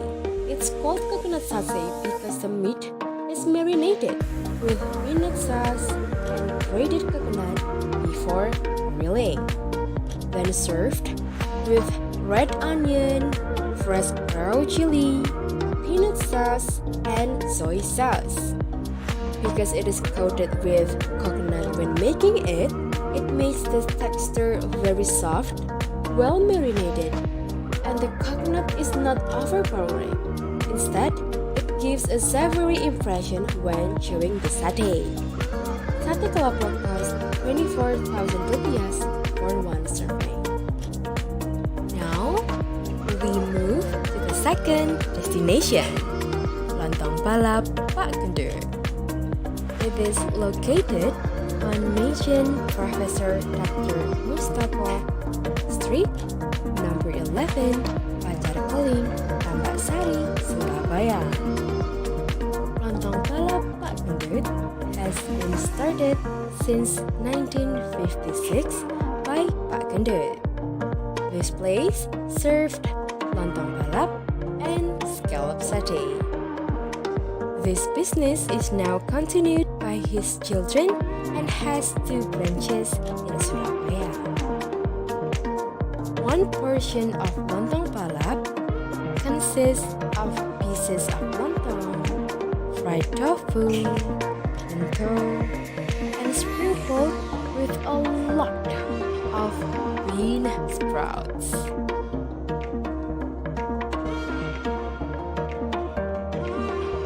Then, before serving, it is sprinkled with fried onions and soy sauce. After that, it is given a fresh bean sprout broth. The last one, as a complement, we give the chili paste, or as known as petis in Surabaya, according to our taste. The taste created from the combination of lontong balap filling is very unique. spicy, delicious, and also refreshing. The price for one serving of lontong balap Pak Gendut is only 17,000 rupiahs.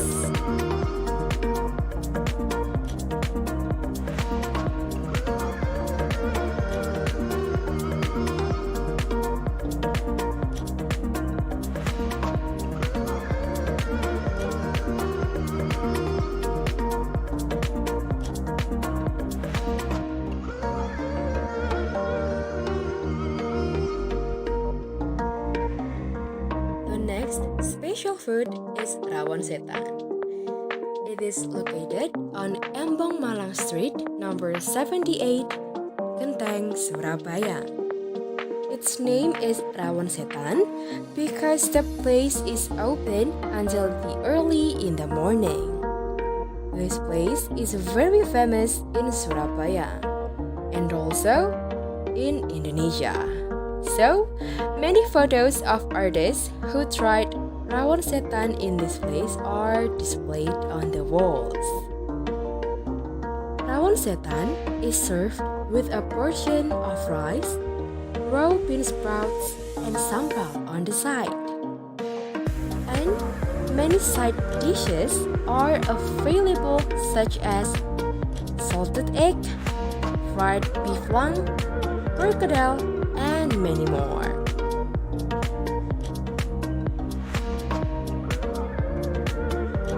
The special thing about rawon setan is the color of the broth, which is black. Moreover, the rawon broth is rich in spices and it has large chunks of meat. The taste of rawon setan in here is delicious, the meat is tender, and the most special is the fresh and richly flavored broth. The price of one rawon setan and one rice is 34,000 rupiahs.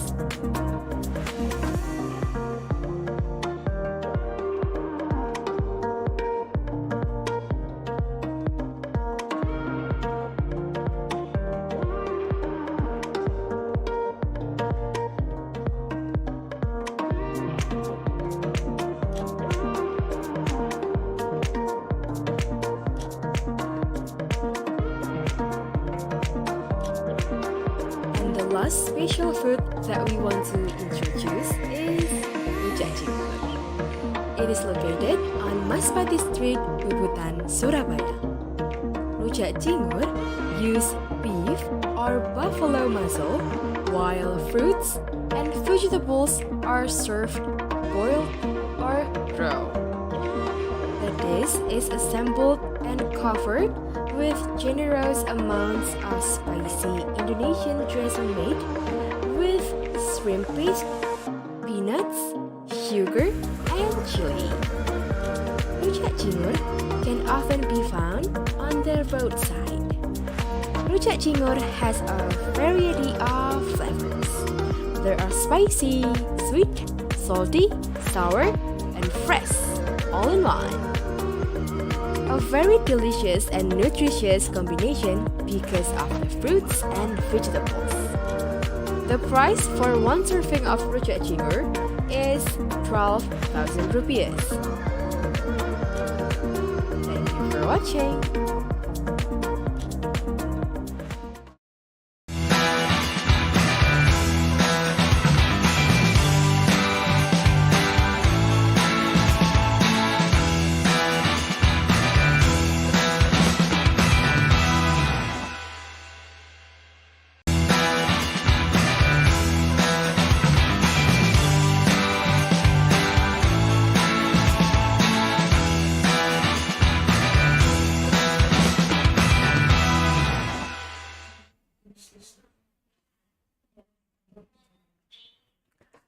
Okay, hello everyone. Welcome to the second session of the third day of USSU GSC 2022.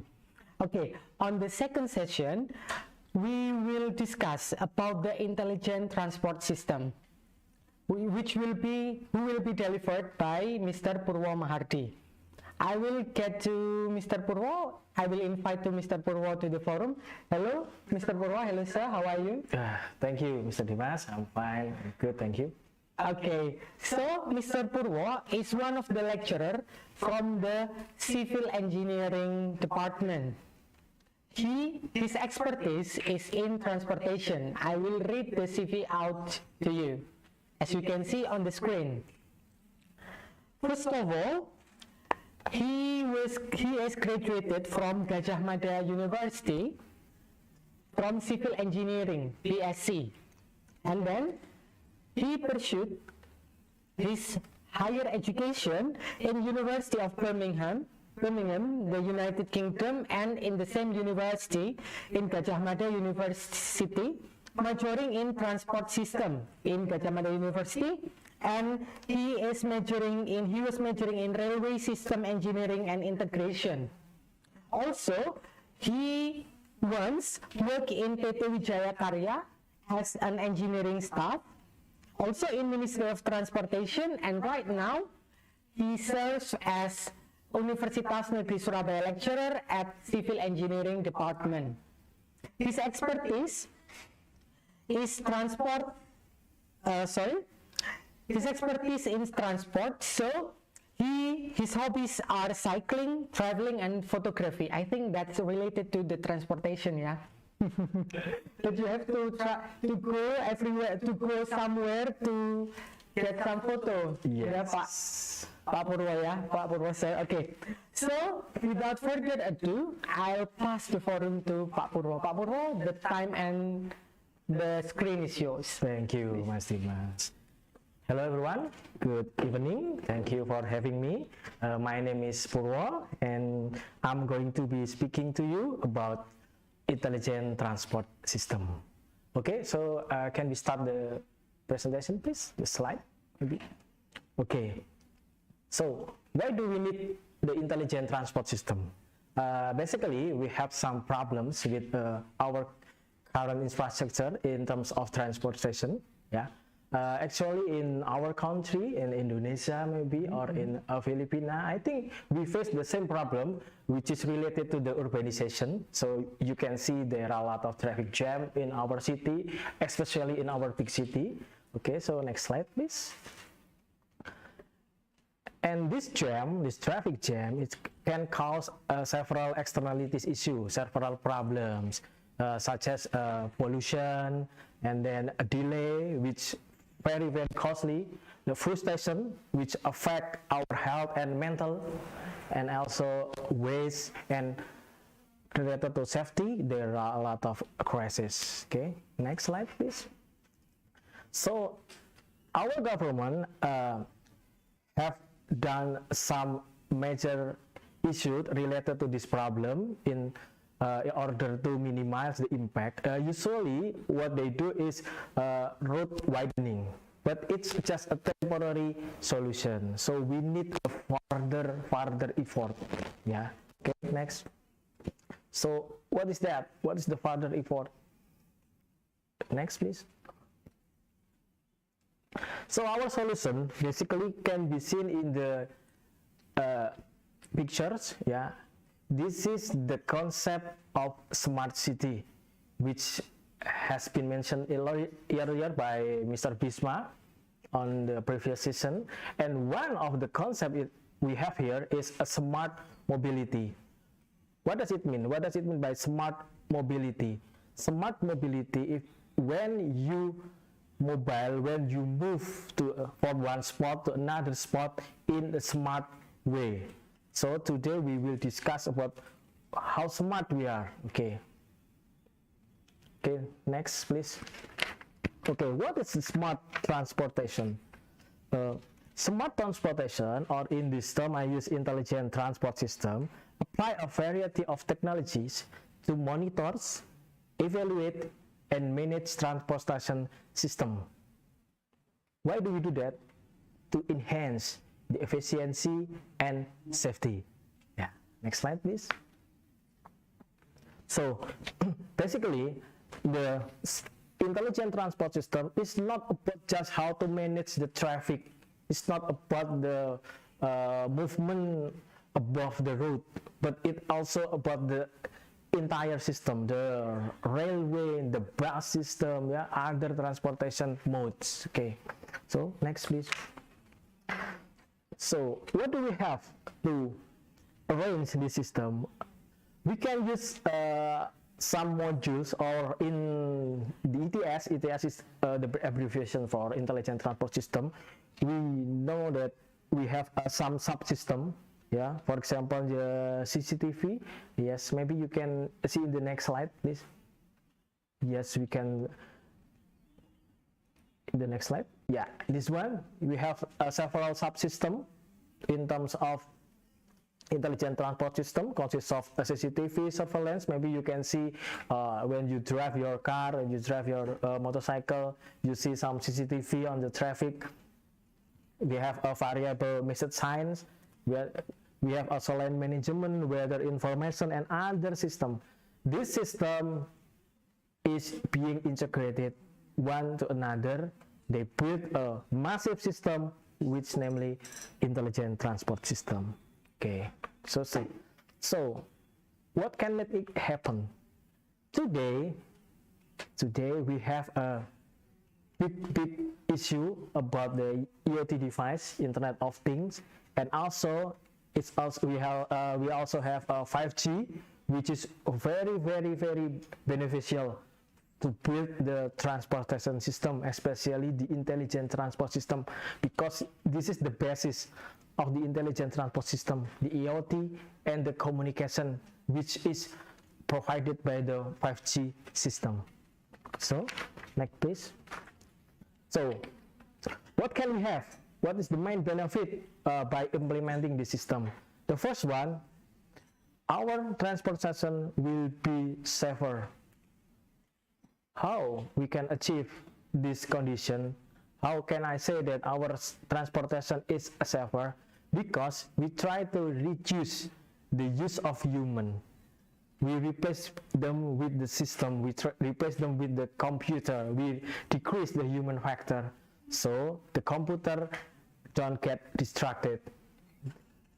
Yeah, they don't tired, they don't get fatigued, they doesn't have some emotional. That's the first benefit. The second benefit is the better management. Yeah, because the system is completely well built, so it possible to make the system is more better managed. And the third one, the smart transport system is more efficient, because efficient is the main reason why we use the intelligent transport system. We try to decrease the unusable items related to the system, so it makes it more efficient. And also, the smart transport system is also cost effective. Of course, this term, this phrase, cost effective, is depends on how can you afford the system. So it, you can, we still have some, it's still arguable about the cost effective. But if you see in the developed country, in the West country maybe, they apply the system and they get these benefits. And then the last benefit from the transportation technology is provide a rapid insight in terms of communication effectively and the connectivity with another system in the smart city. Because in the previous meeting or previous session, I think there are about 6 elements of smart city. So the element, the one and another have to be connected, so the intelligent transport system can make it happen. But it's just one of several elements that has to be applied. Okay, so the achievable goals, by infusing the intelligence into the entire transportation system is being possible. Maybe we can see in the next slide that our system is possible to reducing the traffic congestion. And then it also provides more safety. It also more green because it reduces the greenhouse gas effect. It's also empowering consumer. So what can make it happen? Yeah, maybe we can, the next slide please. The next one, reducing the traffic condition after this one. Yeah. Yes, this is how the system can reduce the traffic congestion. Yeah, basically we monitor every movement of our traffic. The movement of our traffic is calculated on the computer from the control room that has been seen in the previous session. Yeah, so we manage that movement. So we make it effective. We try to avoid the traffic jam, especially in our traffic light. So when you pass a traffic light, maybe you get green one, you can pass, and then you can get green. Yeah, that's the benefit of intelligent transport system. We also have automatic incident detection. Maybe we can see in the next slide. Yeah, this one. By applying many CCTV, yeah, in the entire road, we can monitor the condition of our road. Yeah, we can detect maybe a fog or snow or rain, maybe because we are in tropical countries. There is no snow, of course, but we have some crazy rain that have to be monitored. And then the system is also possible to manage or to inform us the other incident detection. Yeah, you can see in the next slide.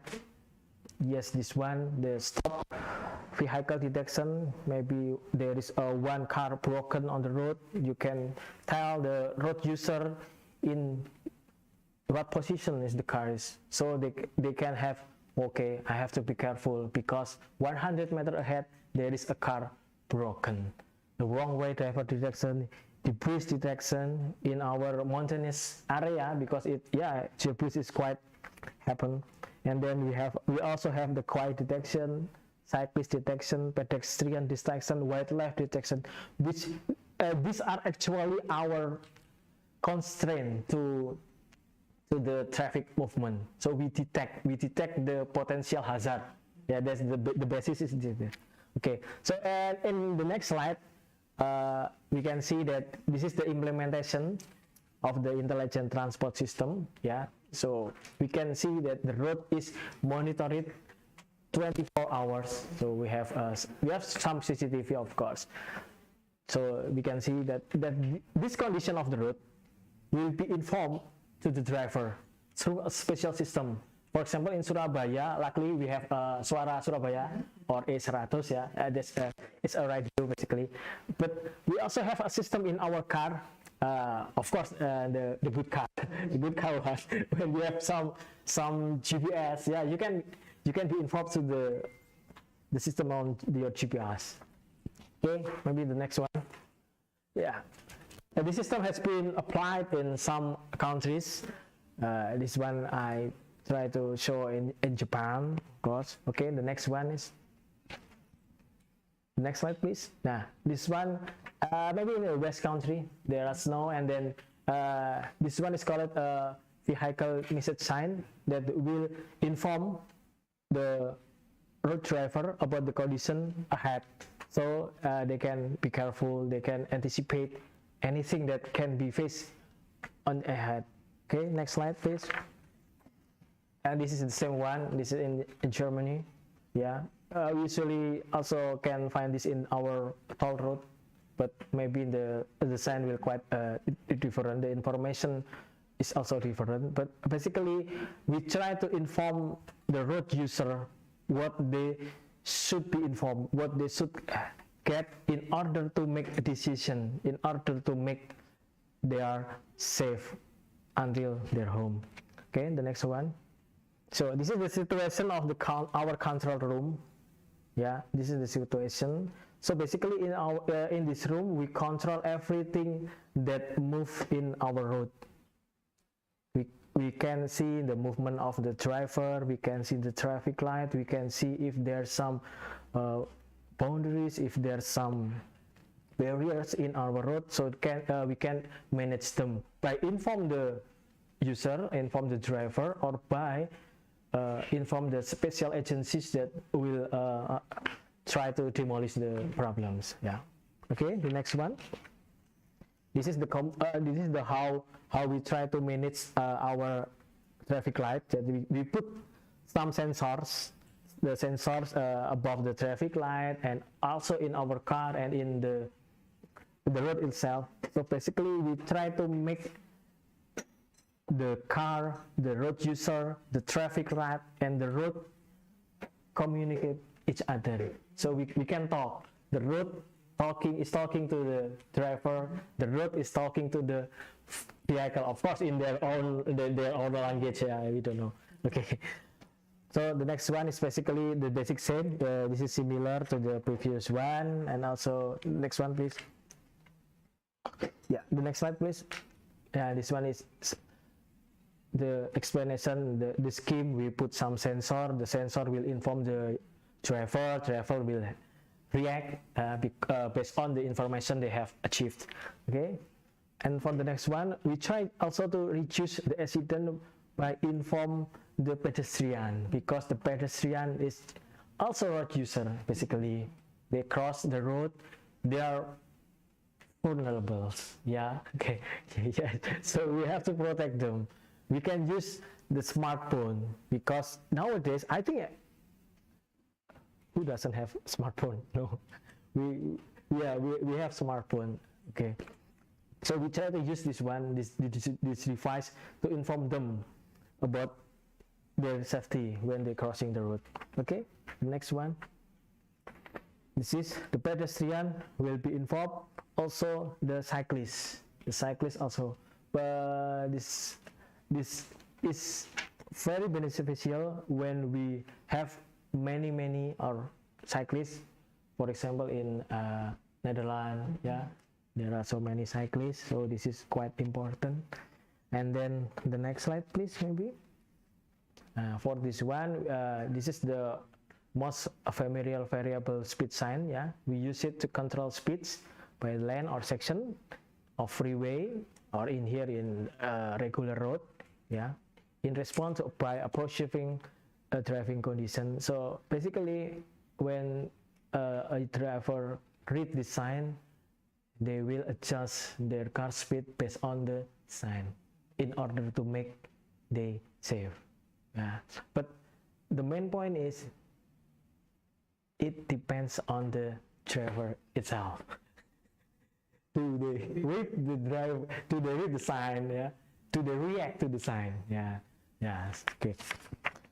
And then the next one. The next one is quite modern. We put some system to make every car can communicate each other. Yeah, it's quite complicated. Yeah, but it also, yeah, we can say that. Yeah, okay.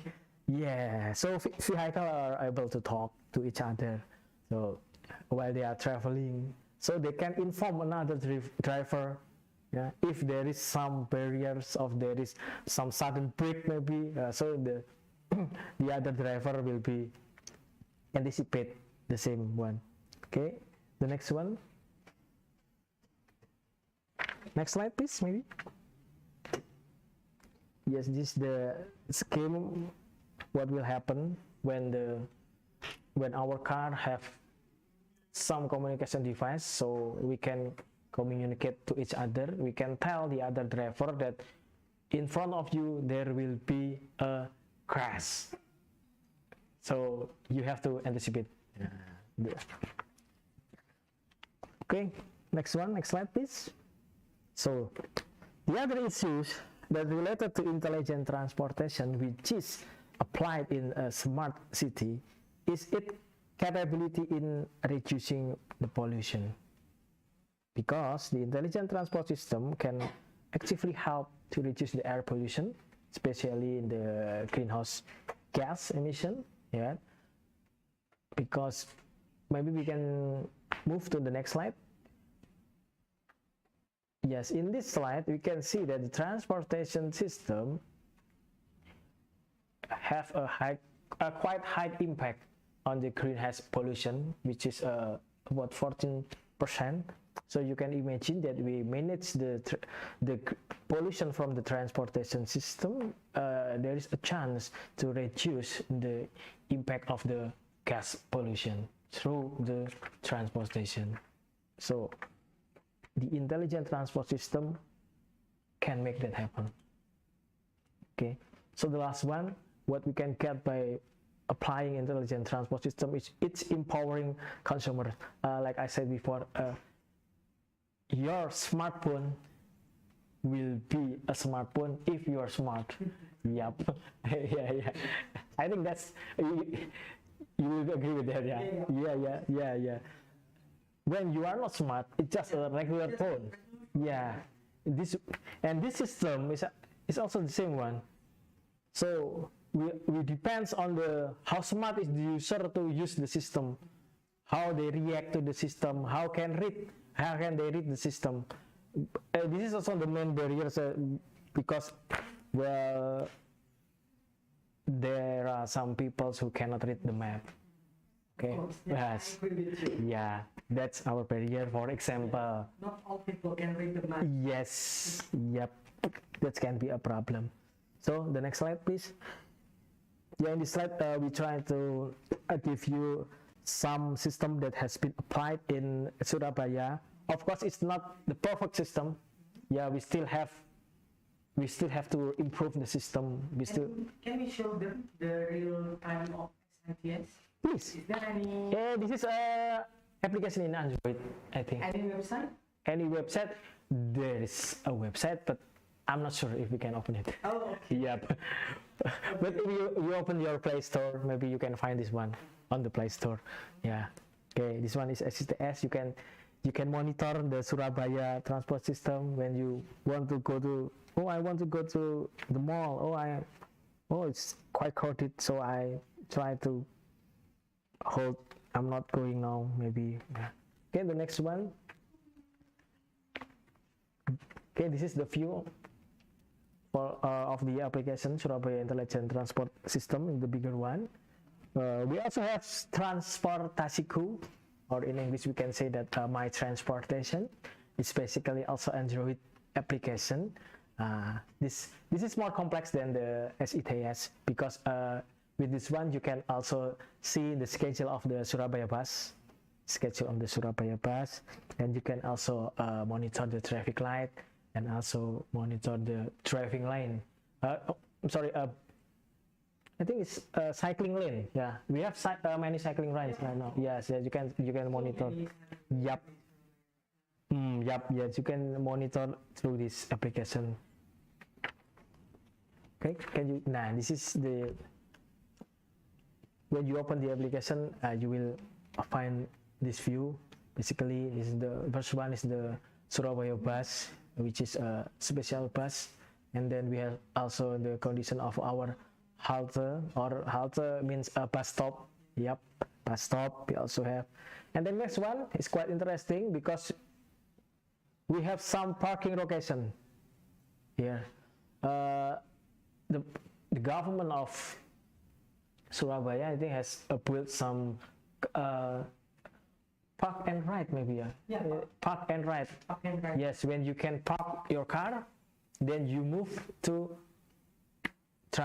public transport. For example, you move to the bus, you move to the train, if there is any train. Yeah. If there is any train. Now we still don't have gas. Yep.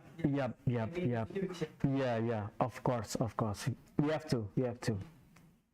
Of course. Then in the next slide, you can find also the route of the bus, of the Surabaya bus.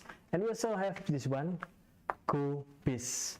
It's basically created for Surabaya bus, which is, but like I was said before, there is a big room for improvement. Yeah, it's not perfect yet. Yeah, it's far from perfect. Yeah, but it's better. Yeah. But it's better. Yes, of course. Okay, next slide, please. So, of course, when we try to implement the intelligent transport system related to smart city that we all want to have, we want to have a smart city. We want to have a effective city, effective movement, efficient mobility. We have some critical issues. Yeah. These issues is for because we are in developing country. Because as we know that we do not have a good economic condition. Yep. The stability. Yeah. Is it affordable? Yeah. This is the big question. Is it affordable for all? Yeah. You can use your smartphone without your credit. You need to buy your credit. Without credit, you have no. Yep. Yeah. So this one is the big issue, but also the solution for this one is quite difficult because it's not a single issue. It's related to every condition, which is quite different for each other. Very. Yeah, it's a very big very. Yeah, but that's our challenge. Yeah, and we have to tackle that. Okay, so I think this is my last presentation about the smart city, which can be implemented by applying the intelligent transport system. And to close this session, I will try to have a quote: in a truly smart city, the smart part is invincible.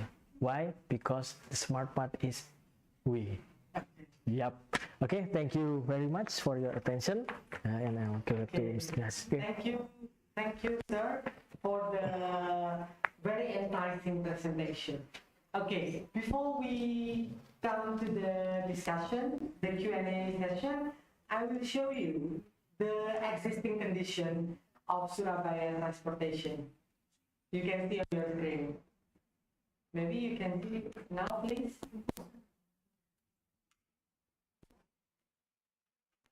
Surabaya has a lot of wonderful sights to explore. More than 20 million of foreign and domestic tourists visit this city every year. The government of Surabaya city have built the transportation connectivity system that ease the tourists to visit the iconic landmarks in Surabaya. You can choose several transportation options such as bus, beca, or angkot, and many more transportation as your travel buddy in enjoying the atmosphere and wonderful sights of Surabaya. The first transportation that you can use is called beca.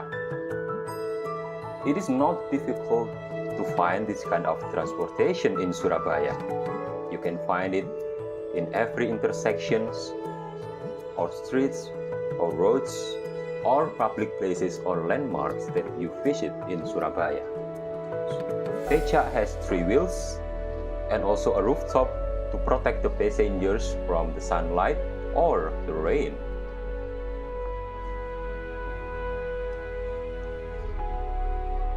Beca becomes the alternative vehicles that Surabaya people use to going some places or for some business, for example, for going to school, going to the work, going to the market, going to the public places, or tourism objects. They use beca as the alternative vehicles for families or people that visit those kind of places. It is like what we have done in this video. We visit Kia, one of the tourism objects in Surabaya, by using beca. Beca has the front side, it is for the passenger, and the back side for the beca driver. Beca is divided into 2 forms. The first one is traditional beca that use human power to operate the beca, and also the motor beca or bentor that operate by the engine.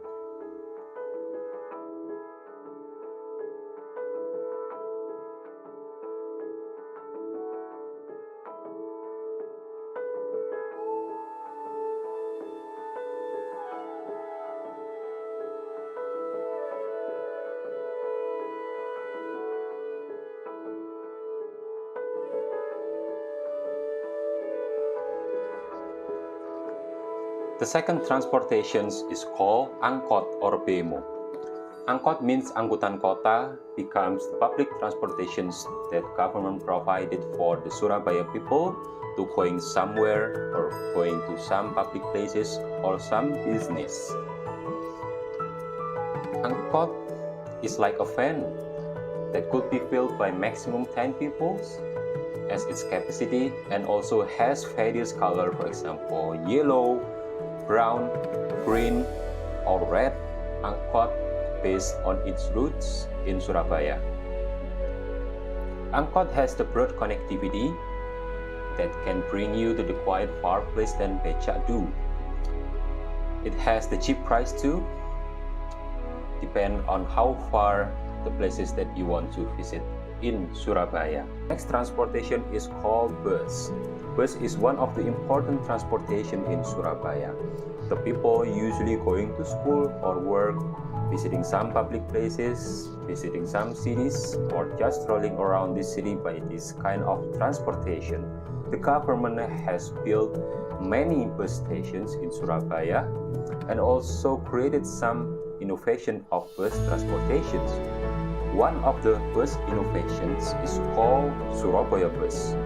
Surabaya Bus was launched in 2018 to serve domestic and foreign tourists when traveling around Surabaya.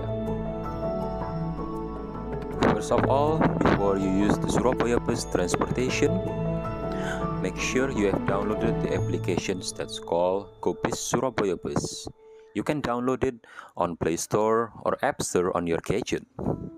After you download this application, then you can open the application on your gadget like this.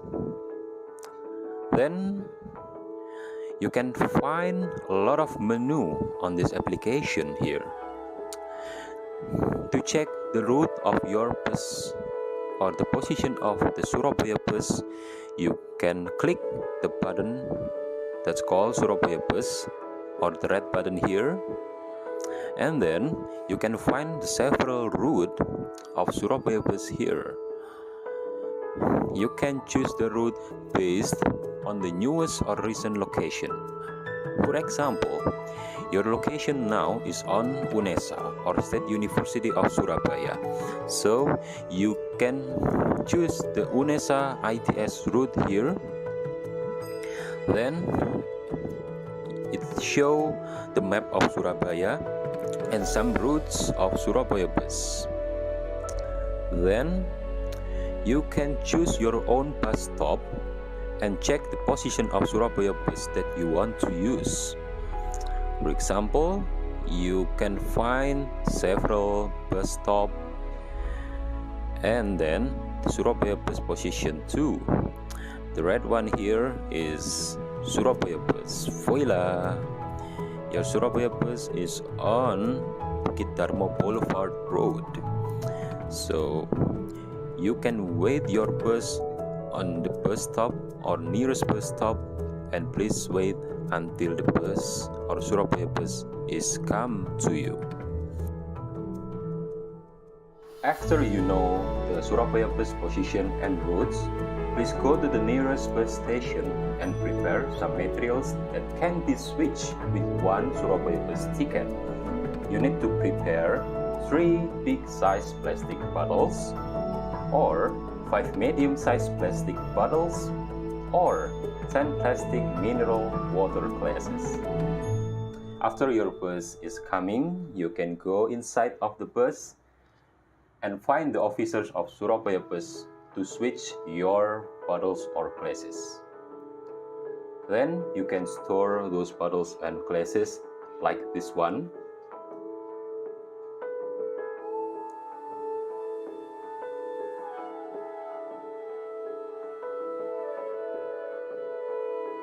After this, you will get one Surabaya Bus ticket.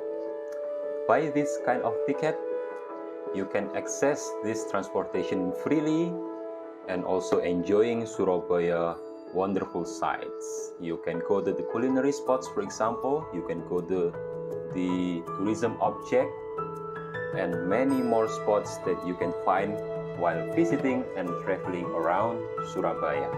The interior of Surabaya Bus is look cozy and also comfortable for you as tourists when traveling Surabaya. So, which one will becomes your travel buddy?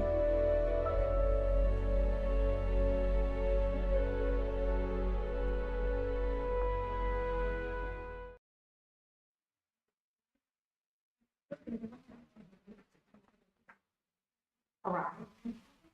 So you already watched the video prepared by our volunteer. So, which one do you prefer to travel in Surabaya? Is it the Beca, the Angkot one, yeah, the Biskota, or the Surabaya Bus? Okay, it depends. Our volunteer said that who wants to become your travel buddy? Okay, speaking of the public transportation in Surabaya, as you know, we have mass transport system, what we call Gojek or Grab. Yeah, maybe you can see the screenshot of the application. After this, maybe. Oh, not yet. Okay, I will get back to Pak Purwo. Pak Purwo, sir, what do you think of Grab and Gojek? Okay, talking about Grab and Gojek, actually there is a big debate among the transport experts. Is Gojek is included to a mass transportation system? Many people say it's no, because it's basically it's individual movement. So we cannot cope that into a mass transportation system. But the question is, do we need them? Do we need Gojek and Grab? The answer is yes. Why? We do have a public transport, but can we rely on them? Is it reliable? I think not quite right. Yeah, so I can say that a Gojek and Grab is mass transport supporting system. So our mass transport will be better if there is a connector between the station or the bus stop to our consumer's home, house. So our user can use Gojek or Grab, go to the station, go to the bus stop, then they move to our bus or our other mass transport. So basically it's just a supporting system. Yep. It's not part of the ITS. It's quite a part of ITS because they use the ITS them. Okay, you have to use your smartphone, you have to use your gadget. But in terms of mass transportation, I agree with the praise supporting system. Not Gojek and Grab itself is not a mass transportation, but it's their supporting system. But we need them. We need the supporting system. That's my opinion about Grab and Gojek. Okay, maybe you can see on your screen the screenshot of the apps. Yeah, that is Gojek. Yeah, you can see that. We have Go Ride, which is the motorcycle. Yeah, if you want to go by motorcycle, you can Go Ride. And we have Go Car. And also GoFood. GoFood is not in our topic here. It's another topic, yeah. And we also have Grab, yeah. We also have Grab. Maybe some of our friends in the Philippines have Grab, maybe not Gojek, yeah. It's basically the same, but another provider. Yep. Okay. Pak Purwo, speaking of the Surabaya Bus, you know, the place that I live, when I need to reach the feeder, feeder of Surabaya Bus, I need to walk around maybe 1 kilometer, 1.2 kilometers on foot because I don't have any transportation to reach the feeder. That's why Pak Purwo said that the Gojek and Grab is the supporting system, for the idea. Yes, because actually our transport system is derived for the West Country. Yeah, which we know that the climate maybe is quite different. We have a hot condition here. It's quite difficult to walk. That's why we need our support system, which is Grab and Gojek. for addition, maybe if we talk about GoFood, this is quite beneficial as well, because you can imagine that if you go to the food stall by your motorcycle, maybe you have 4 friends, you go with the 2 motorcycles. But if you order your food by GoFood, it's just 1 driver. So you reduce the volume of the traffic. Yeah, it's quite good. And of course the greenhouse gases. Yeah. Okay, speaking of the mass transport system in Surabaya, I did my own research, Pak. I know that the typical of Surabaya residential is not centralized. Yes. It is kind of sporadic. Yeah, that's why to make a proper mass transportation system in Surabaya is quite challenging. Yeah. So, Yes. because as you can see in the Singapore or in other cities, there are vertical housing, which is easier to to promote the mass transportation system. What do you think? Yes.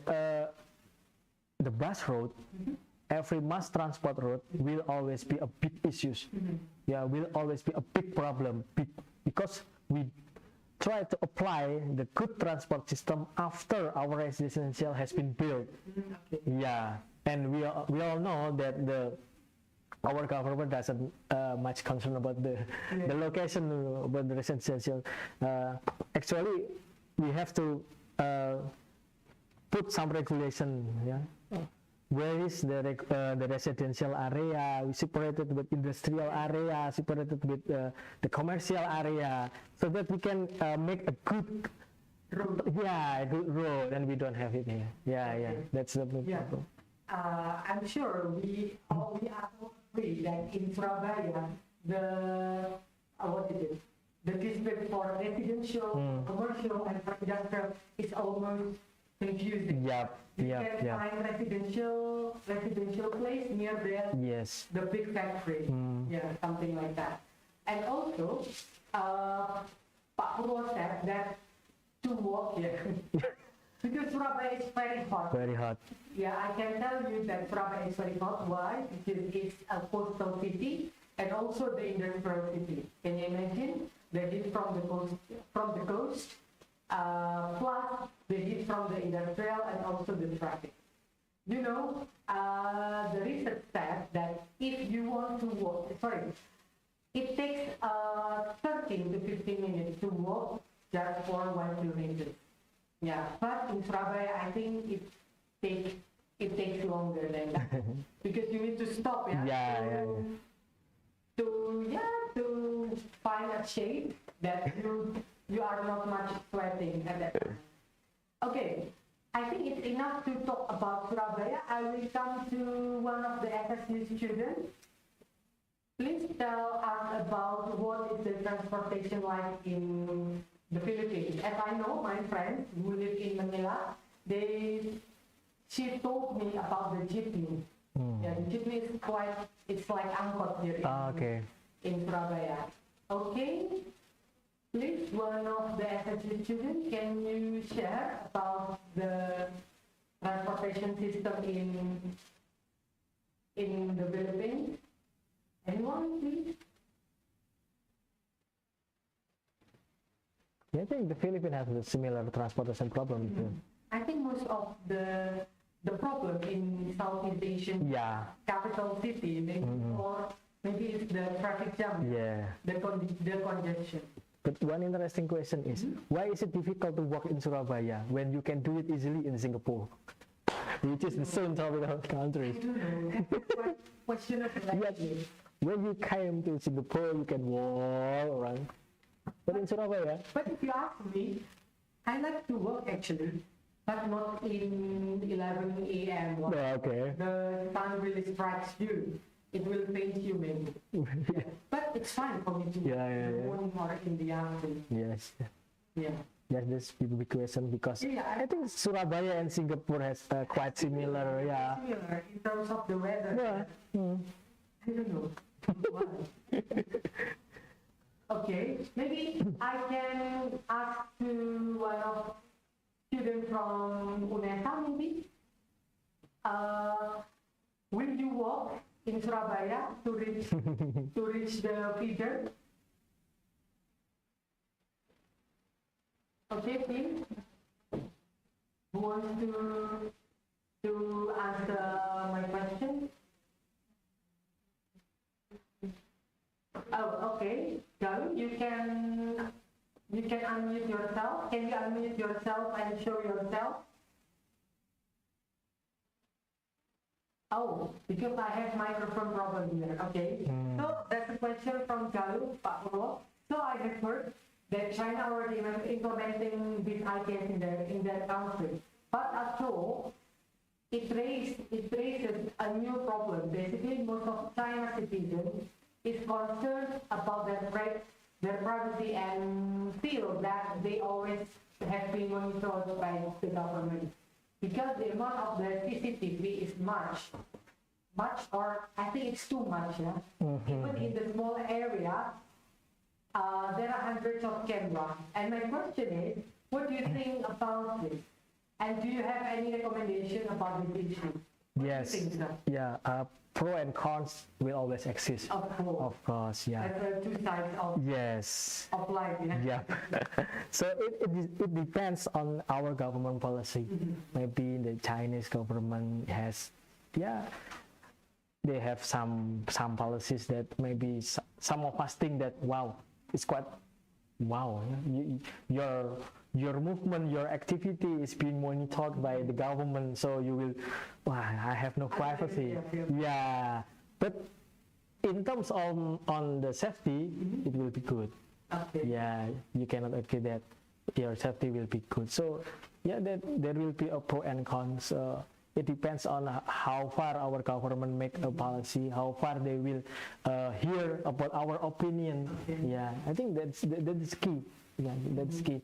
And of course, it's quite difficult to compare between us and China because they are a big country. I mean, big here is big country with a big funding. Yeah, that we don't have it.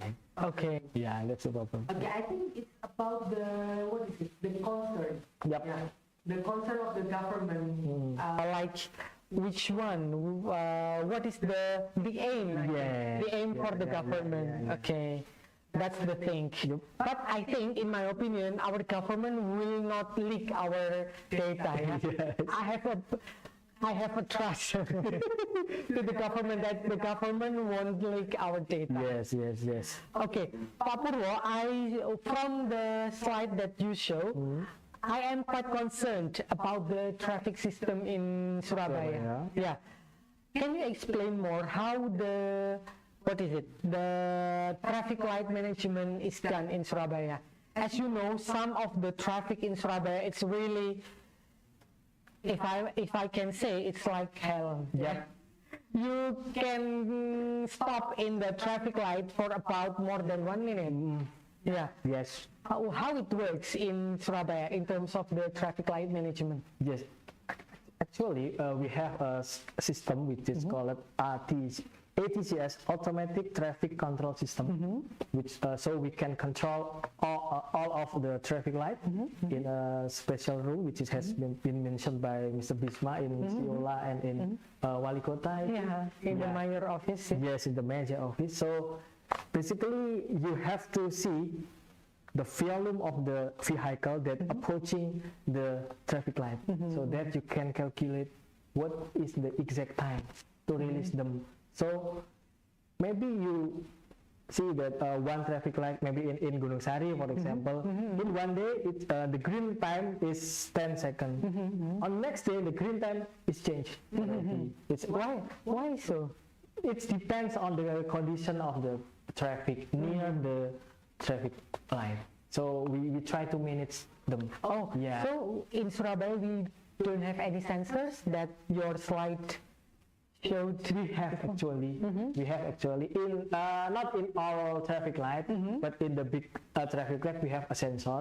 But the sensor itself cannot work properly due to some constraint. For example, the biggest constraint is we have too many trees near the traffic light, so there is not enough room to see the volume of the vehicle. Oh, that's yeah, right. that's right. Yeah. So and then also we have to put the sensor beneath the road.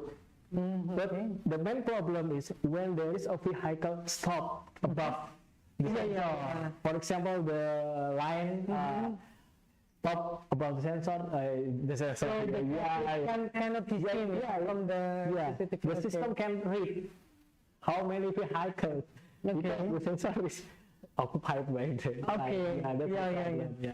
Oh, okay. Yeah. Oh, that's But we have. Oh, we have it. How many? Can you tell? Well, I don't know the exact amount, but Surabaya is a pioneer. Oh, a pioneer. ATCS. I think we have the ITCS from Australia. Oh, from the we use that. from the Australian government. I think so. Okay. Yes, the system that we use here, same with the system they use there.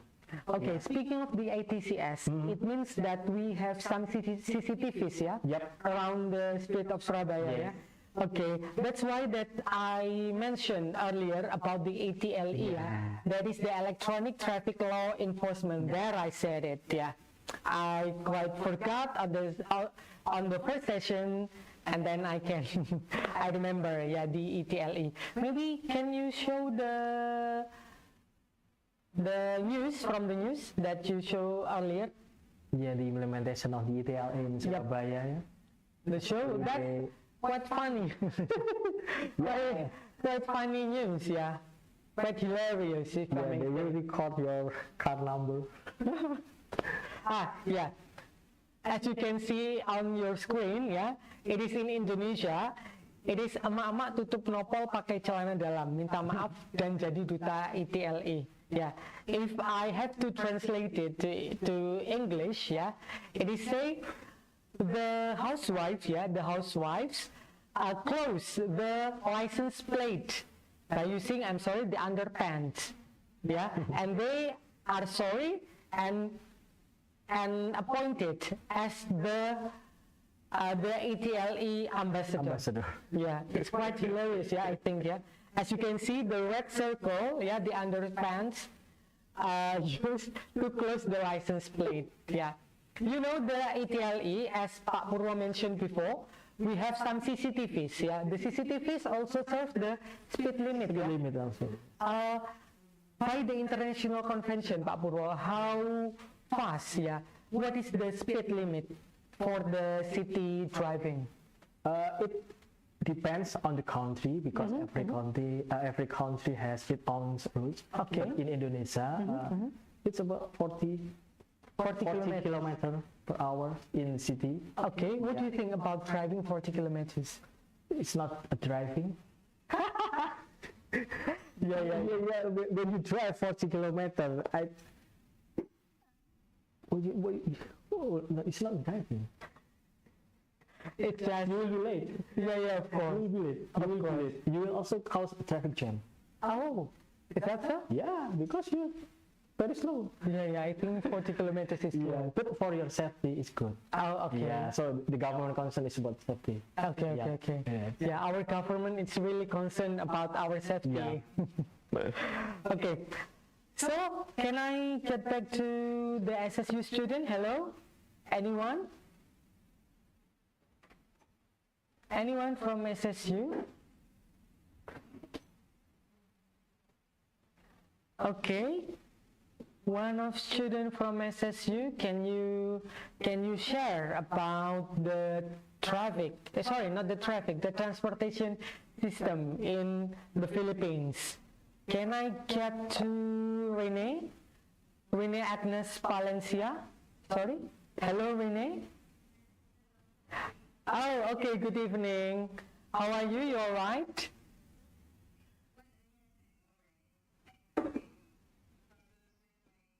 Oh, okay. Okay, but we can see you. We can see your face. Okay. Okay. Rene, in what city do you live?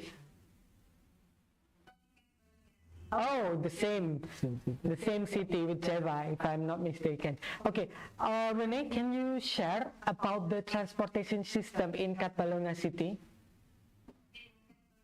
Yep.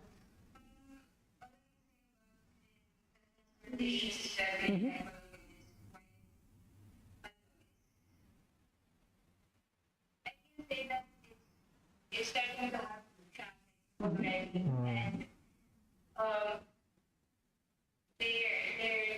there are no traffic lights and go signals and all that.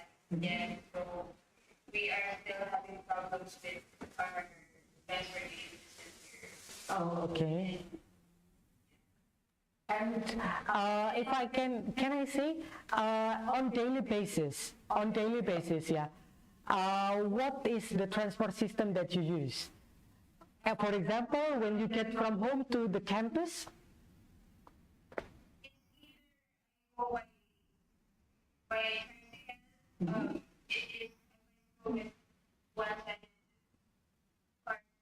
Okay.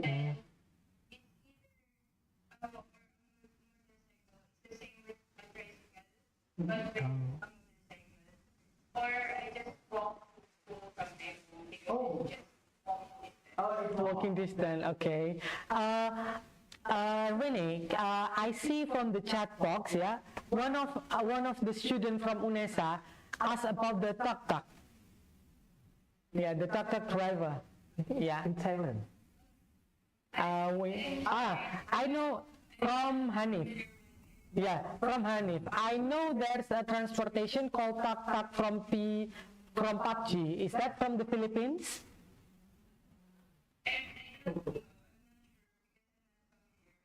Oh, okay, it's okay. What about jeepney?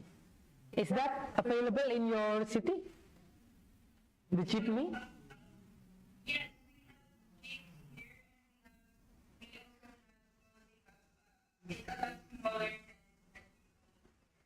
Oh, okay.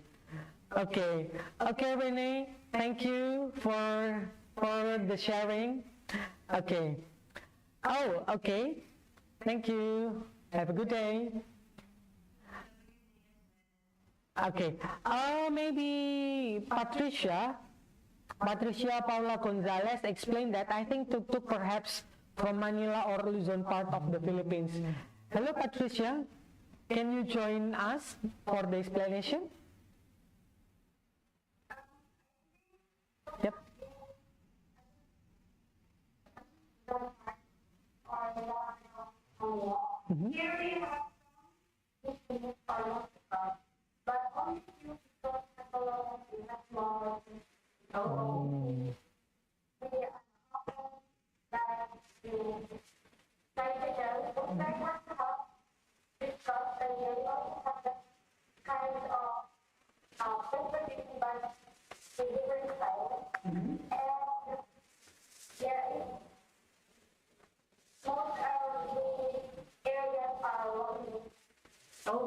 The area is walking distance. Okay.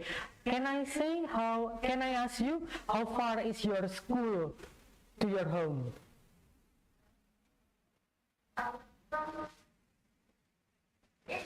It's not that far, but my area I think is area But for some students, they walk from their place to their place.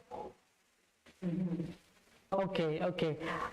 Maybe the last question to you, Patricia. Patricia, have you go to Manila?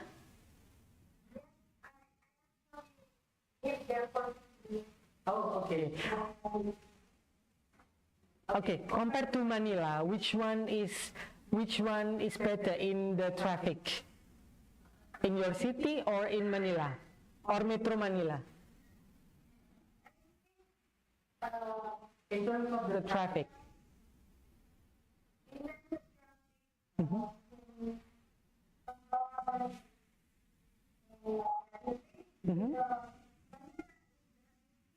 There are people there, so there are also transportation.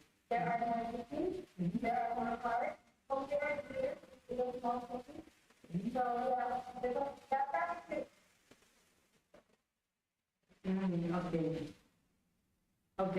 Okay. Thank you, Patricia, for explaining the tuk-tuk. Okay, so Is there any question or something we need to discuss before we end the session? Oh, the Java also add, yeah, the traffic is manageable.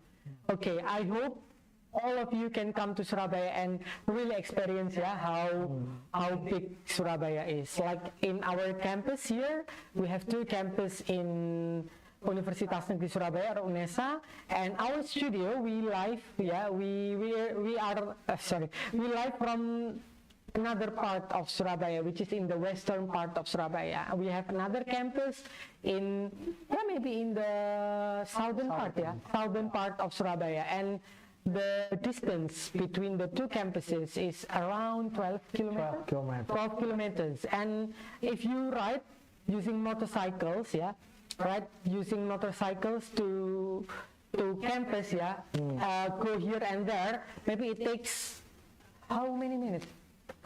30 minutes in normal day? I think in 30 minutes in normal day. Jam. Yeah. Because we also quite have a traffic jam, because one of the route is we have to pass the national route, Yes. in Maastricht. Yes, it's quite exhausted. Okay. Okay, I think that's all for the second session. And as for today's agenda, thank you, Pak Purwo, for sharing the intelligent transport system. Now we know, how the transportations work and how the smart city is built, from the smart government to the smart living, which is smart transportation on intelligent transport system is there. Thank you everyone for having us today. I will come back to the MC, please. Thank you and have a good day everyone. We'll see you next time. Good day.